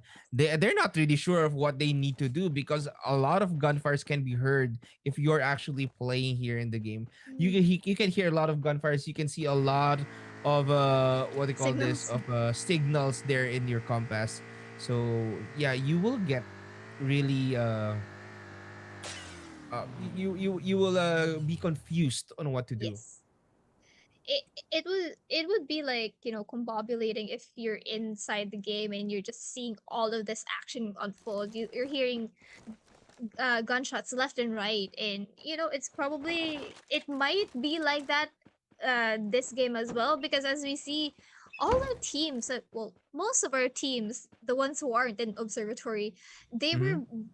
were scattered around, but we do see some action on the board as we see Tyrant and ASL actually knocking each other both down. And you know right now though, Born to Win here on Spawn Island, actually being Mm-hmm. very careful because there is a player near him. Well, he needs to be careful right now, because Roll for Asia Mavis is just looting that building up, and he is all alone. So he's the only hope for his team, although his name is not Hope, but he can actually spot his opponent right now. I don't think Mavis is aware that Berserker is right there, Mm. and Berserker might get the upper hand here, as he will take that shot against Mavis, and Mavis actually hid the behind that spot very very quickly, and made sure, Ooh. ooh, try to jump around and maybe scout where his opponent is at the moment, but Berserker got the upper hand and managed to take him down. And that's going to be a lot of loot for Berserker. And switching out his guns for the ones that he prefers here. So dumping that MP5, I think, for that PP19, and now he has more meds that he can use because he got that kill. So a good job on Yes. Berserker from Born to Win. Now he's free to loot the spawn island for himself. Because Yeah. honest, I don't think the teammates of Mavis would go onto spawn island just for one kill. Yeah, and he is now free to loot up those sports ring that I think he wants to get earlier. I think so too. If that was me, I would have been tempted long ago. But he really held off until he had like a clear shot of Mavis. Yeah, well, not looting that area or not looting that immediately because he is aware that Mavis is there. Made sure that Mavis is unaware that there is another person there in Spawn Yeah. Island, and because of the strategy that Berserker came up with, and he got that upper hand and took Yeah. Mavis down. Yep. It looked unlooted too. That's why. Yeah. Mhm. And we see here ASL down one member actually with the 0 kills on the board. So yep. Very Kin Dynasty here. Trying to take some shots at 4 Valiant Men. Well, I think maybe because Assassin's Legion dealt with Tyrant earlier or had a skirmish with Tyrant earlier. And right now we are seeing Kin Dynasty. They got eliminated very very quickly back in round number 5. Maybe this is going to be their game as we need to see more from them as a lot is expected from them actually. Mm. Being the second place from yesterday from the PH finals, you know, there's there's a lot of expected things happening for Kin Dynasty here. But we have here another skirmish happening. This is Alchemy Assassins, having a bit of a skirmish with Elite. I think I saw someone down from Elite a while ago because they do have 1 kill on the board here. Unknown trying to, reverse this car. But now we're switching it up things with King Dynasty and ASL here. One of the members of ASL going to be knocked down and bleeding out there. King Dynasty here going to be taking out another member of ASL as... Actually, no, that's all of the members of ASL. King Dynasty just doing the work, getting those 3 kills from Team ASL.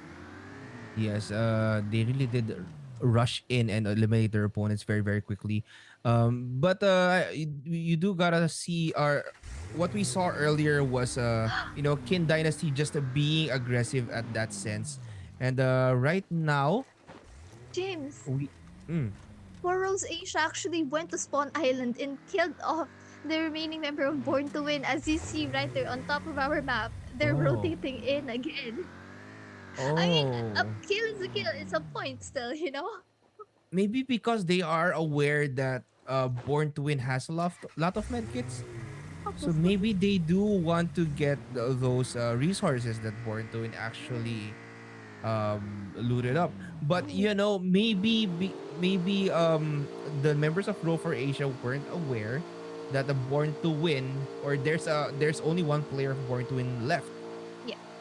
So they might be prepared. They might have been prepared to battle out with a full squad or a 3 versus 4 situation to get more kills for their team. I think they're also, having Mavis as a backup slash, that insurance was one of like their plan, but it failed immediately as Born to Win was able to knock, it killed that member down. But they got their revenge eventually. Mm-hmm. And As we right now we see. are looking at the 4 Valiant Men. Earlier on, they got eliminated early on as well. They didn't What? have enough kills. Mhm. I think they got eliminated by Assassin's Legion or Alchemy Assassin. Mm. Yeah, So very this nice is parking really here. hard for them. I just wanna say, very nice parking. Yes. They are going to try and spot Sentinel here just on top of that hill. Why is it that every time that we are spectating someone, Sentinel is always on top of that hill? They like What, being on top what of a hills, I guess. coincidence. Yeah, what a coincidence. Or maybe because Maybe they're always caught on top of that hill, but they really like hills. mhm. But it's a good tactic because higher ground is better than lower ground, of course. But now they do have an angle on four Valiant Men, but four Valiant Men is actually being very careful here. They are trying to burst down the vehicles inside the house that four Valiant Men nicely parked, but Mhm. they have another vehicle inside there, and if they do manage to blow this one up, it's not gonna be good for four Valiant Men because they're gonna be out of vehicles to rotate with if ever they do, survive the skirmish. Yes, but four valiant men really did park that vehicle perfectly inside that building, though. As Exactly. you just commended them for Yeah, that nice parking exactly. that But they now it's did. getting bursted down. It is getting bursted down, and it's going to be dangerous for them as Sentinel. I think they are preparing to go in for that push, or maybe disengage. I Maybe believe they are other going to go for the angle? push.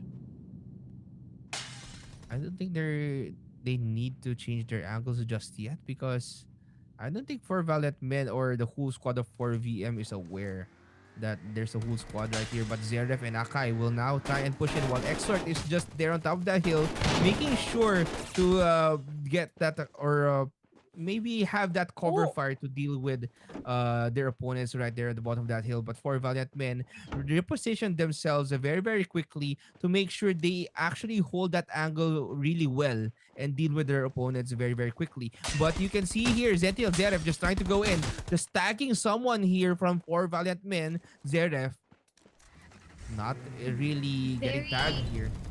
very cautiously, Ooh, but Zeref pushed Ooh. out and he was unaware that there are a lot of people from four Valiant Men just waiting for him to come out. So that is a dangerous situation for um that's not really a spot where you want to Yeah. be in. Well, especially when you have four players of the opposing team just waiting for you to push out.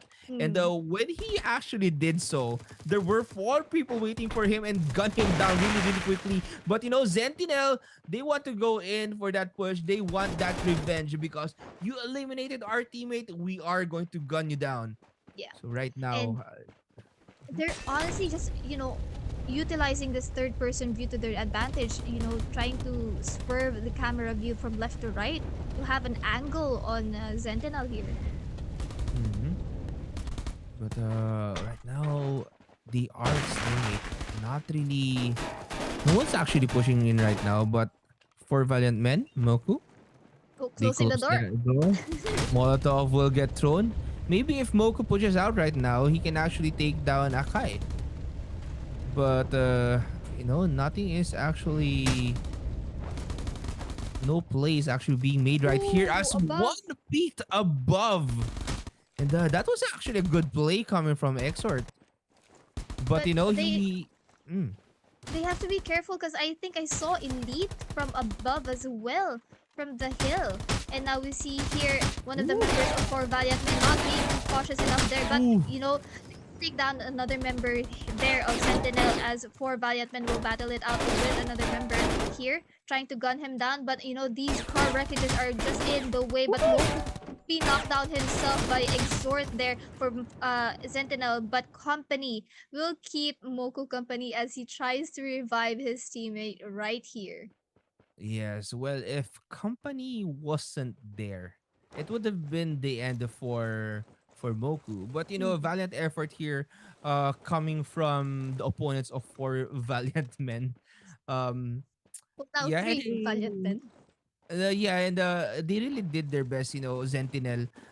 They lost one member in the process of eliminating a person or the whole squad of 4 VM right there. But we are seeing the battle between or a skirmish might happen here between Santino and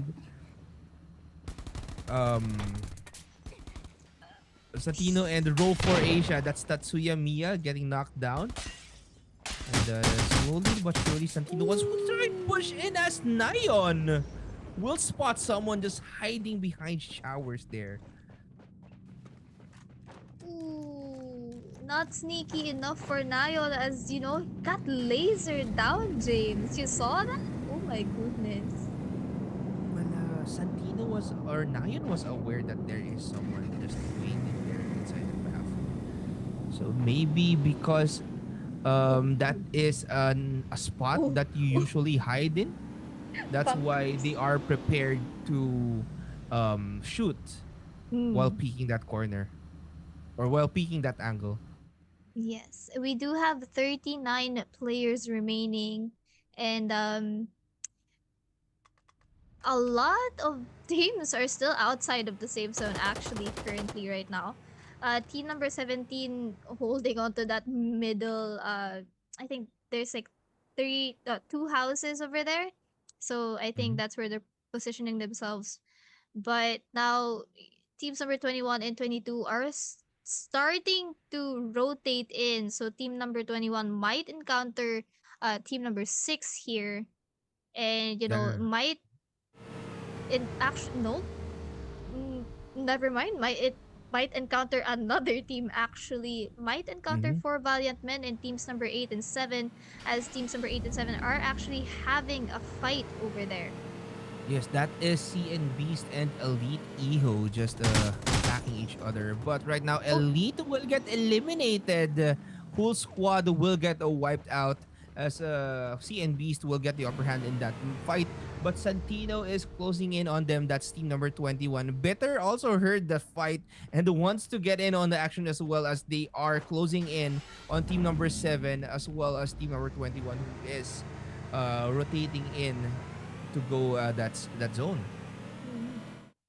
It's going to be interesting on, who will shoot first and who will be the third team to be an extra on that gunfight. But now we have Mhm. PFN Colossians just, chilling in this inside the safe zone because they don't really need to rotate anymore. But here we have Bitter down one member, and I think they have eyes on Santino over here because they're making a lot of noise with those vehicles. Mhm.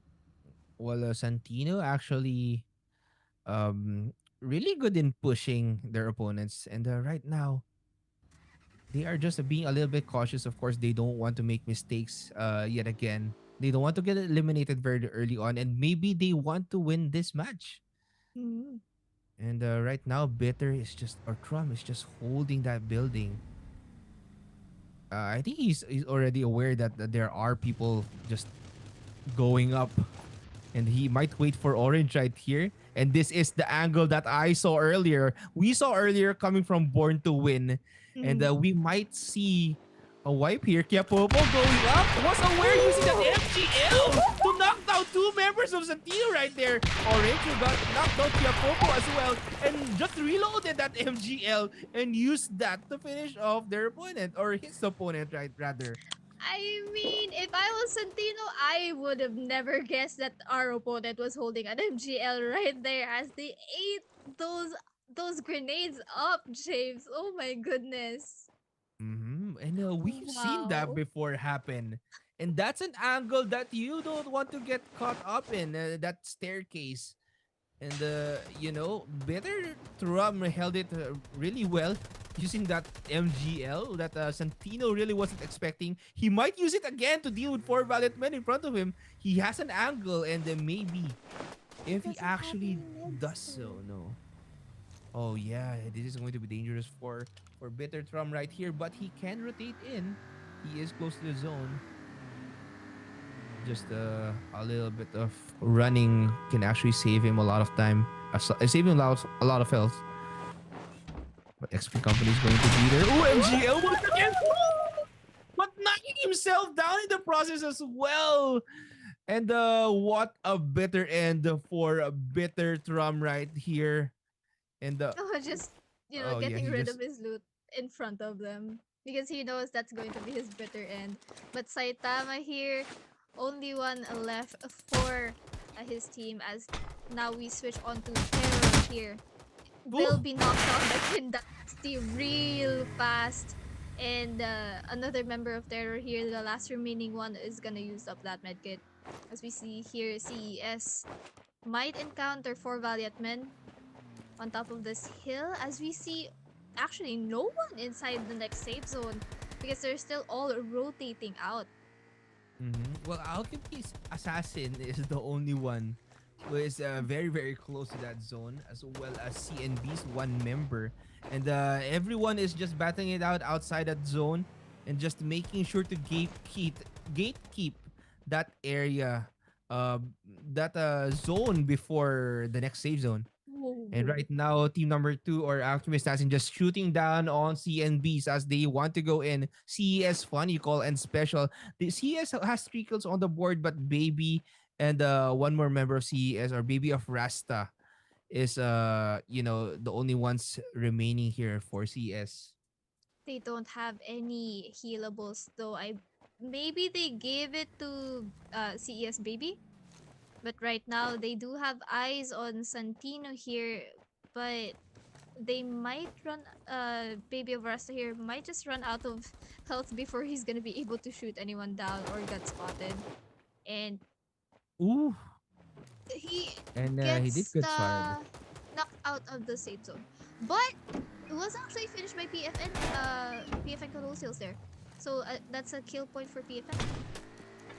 But right now, Nayon just threw that firecracker to prevent the push of the opposing team. And they are going to hold this angle. Nayon doesn't have any hits left.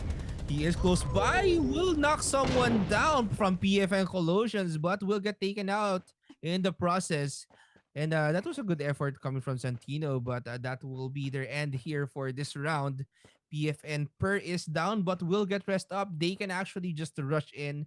Maybe you run inside a zone, but I don't think they have enough time to loot those medkits and or I pop those medkits though.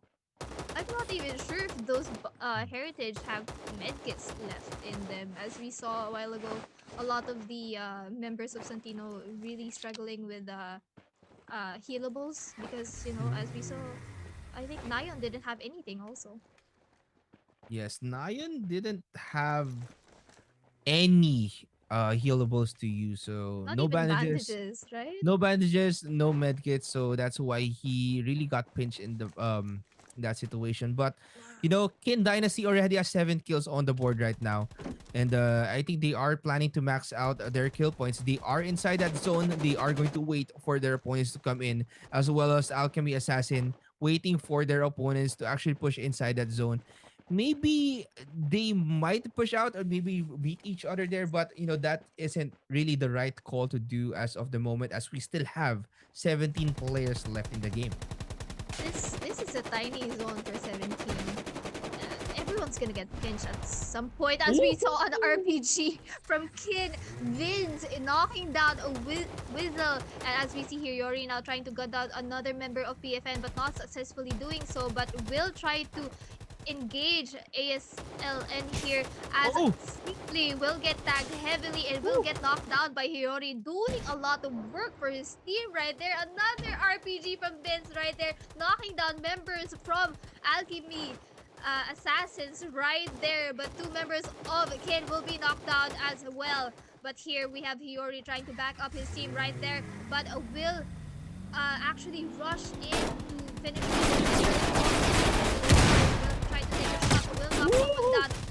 shots on himself, and now will full kill someone from PFN here right there, and 1 remaining members from PFN who is up and alive there at the high ground is Bash. But now Hiyori will try to medkit up here, and Bash just very low on health at the edge of that safe zone, and it will No, Bash down. be Bash is down.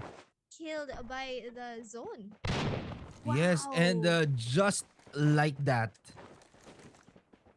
8 players remaining in the game, from 7 kills to 12 kills. Kin Dynasty gaining 1 more kill in the process. 13 kills on the board for Kin Dynasty. And I gotta commend what Wow. Hiyori did earlier. Using that vehicle, just rushing in, then dropping down at the right moment, and the walking with that car in the process, just preventing their opponents from shooting him. And it was really something that these players can do. Just hiding behind that vehicle that got destroyed. But because of that extra cover, dropping Yeah. down that vehicle, dropping down from the vehicle at the right time, and made sure that it's still moving before doing so. Made wonders for Hiyori right there. But Yes. yeah, 13 kills for Kin Dynasty. They are the kings of this zone right now. And Yes. this is going to be a tough battle for their opponents if they're actually there in the area. But I'm not sure if The someone is question actually there. is, Shame, where are the last remaining member players? Bitter is here, kind of Vitter, close, no. but it very well. That's oh, Yes, that's going to be it. That's the last player for that round. And congratulations to Kin Dynasty for winning that round number 6. And amazing. yeah, 13 kills on the board for Kin Dynasty. They're really a top-notch team as well. So after 6 grueling rounds here for today, Vernice, round number 6, they finish it off really strong. And same goes for the other teams as well. They really played very very aggressively when it came to the middle to the late stages of the game. Early game, there were a lot of dull moments because they were busy looting up, and we've seen them just loot up at their specific spots in the map. It was such an amazing game, James, especially those last few moments because Kin Dynasty just proving that they were the kings of that round. We are actually, finishing up today for the semifinals because that was amazing 6 games of action packed and, explosive adventure. But, when we do come back from the break, we will show you all the tallied points and, of course, we'll be, seeing you right back. Bye.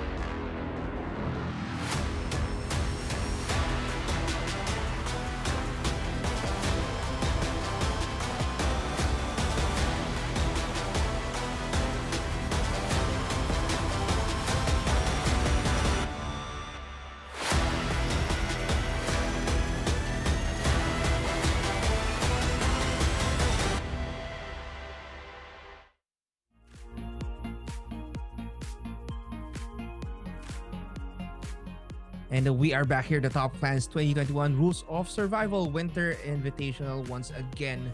My name is James, together with Vernice. And, you know, we had 6 rounds of awesome action earlier, Vernice. And, before we proceed any further, what are your thoughts about all 6 rounds? All 6 rounds were action packed.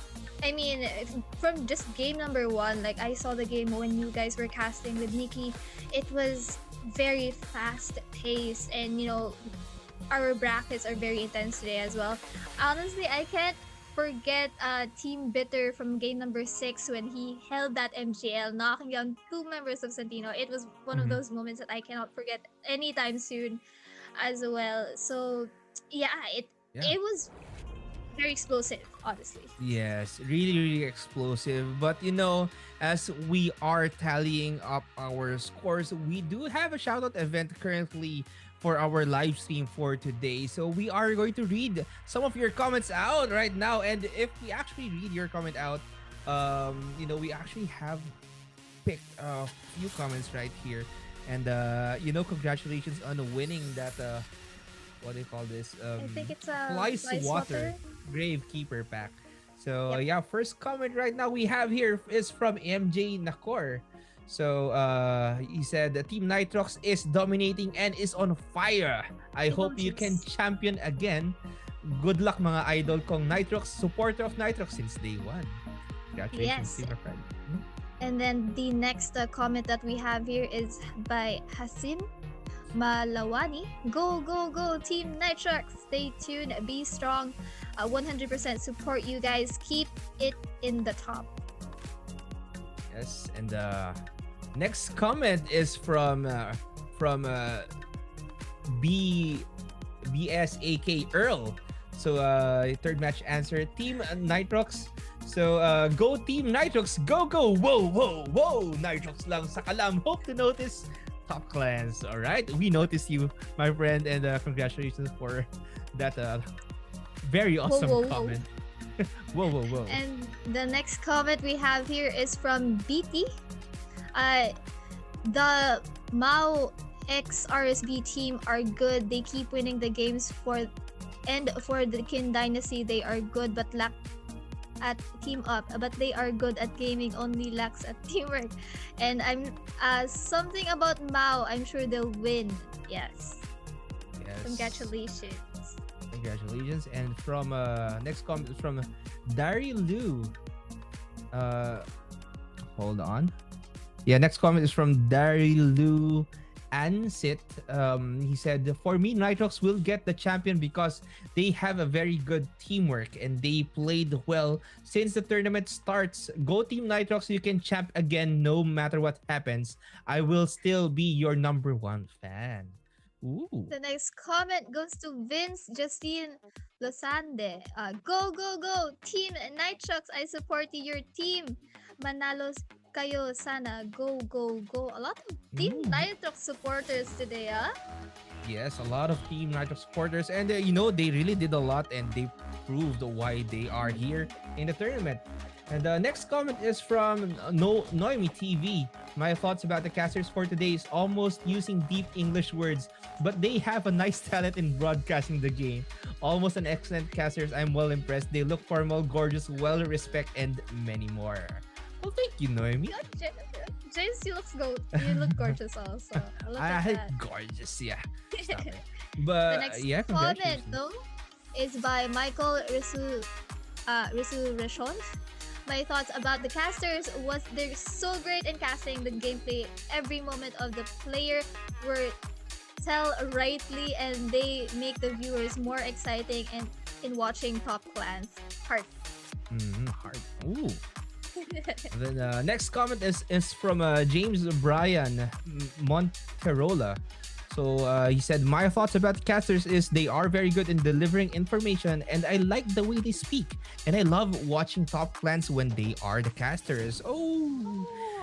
Aww. These comments, oh my gosh, making my heart Ah. throb. Anyway, the last comment is coming from Lloyd Steven Espinosa. I admire the casters of this day. Not only they are fluent in speaking English, but also they have great observation and great communication skills, giving us the viewers clear insight on what's happening in the games. Keep it up, guys. Heart. Ah. So very touching final comments we have right there. But they are the winners of our shout out event. But we're not going to delay things any further. This is what we've been waiting for, as we have tallied the scores of today's tournament, today's semifinals, and we'll be seeing who will be moving on to the grand finals, as we will show you the scoreboard right now. Drum roll, please. And there you go. Ooh. Unfortunately, this is the teams that aren't going to be, moving on to the grand finals for tomorrow. Just for fun, taking the last place, Juggernaut on the 20th, Tyrant on the 19th, Terror Pro Max on the 18th, and 4 Valiant Men on the 17th spot. Yes, and only the top 16 teams for today will be moving on to the grand final. So congratulations to the top 16 teams. First, we have Call and Special placing 16s, and then followed by For Us, Roll for Asia, Born to Win, Is Fake Main, Bitter, Kin Dynasty, and Elite Eho to make up our top 9 to 16. And here we have drumroll. Woohoo. There we go. These are our top 8 CNBs claiming that 8th position. Sentinel on the 7th, Santino PH on the 6th, Assassin's Legion on the 5th spot, PFN Colossials on the 4th spot, Mao XRSB on the 3rd, Alchemy Assassins on the 2nd spot, and Nitrox proving to be dominating in the semifinals as well, holding on to that first. Yes, and it was a gruesome battle and a very, very explosive action, especially that round number 6. But it was a really great battle for our teams right here in the semifinals. And for the teams that didn't actually qualify for the grand finals, better luck next time. For the top 16 teams, we'll have 2 matches here for the grand finals, which will happen this weekend, as we will show you tomorrow's schedule.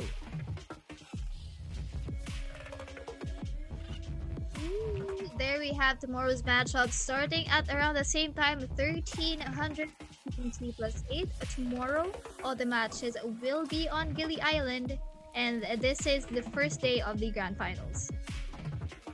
Yes, and it's going to be an awesome matchup for tomorrow. The top 16 teams, they will be battling it out for 6 rounds tomorrow and on Sunday. And I'm pretty excited to see what will happen for the grand finals, because it is going to be a great battle. But Vernice, that is going to be it for today for us, as we will pass on the floor to our lovely host, Renee. Take it away.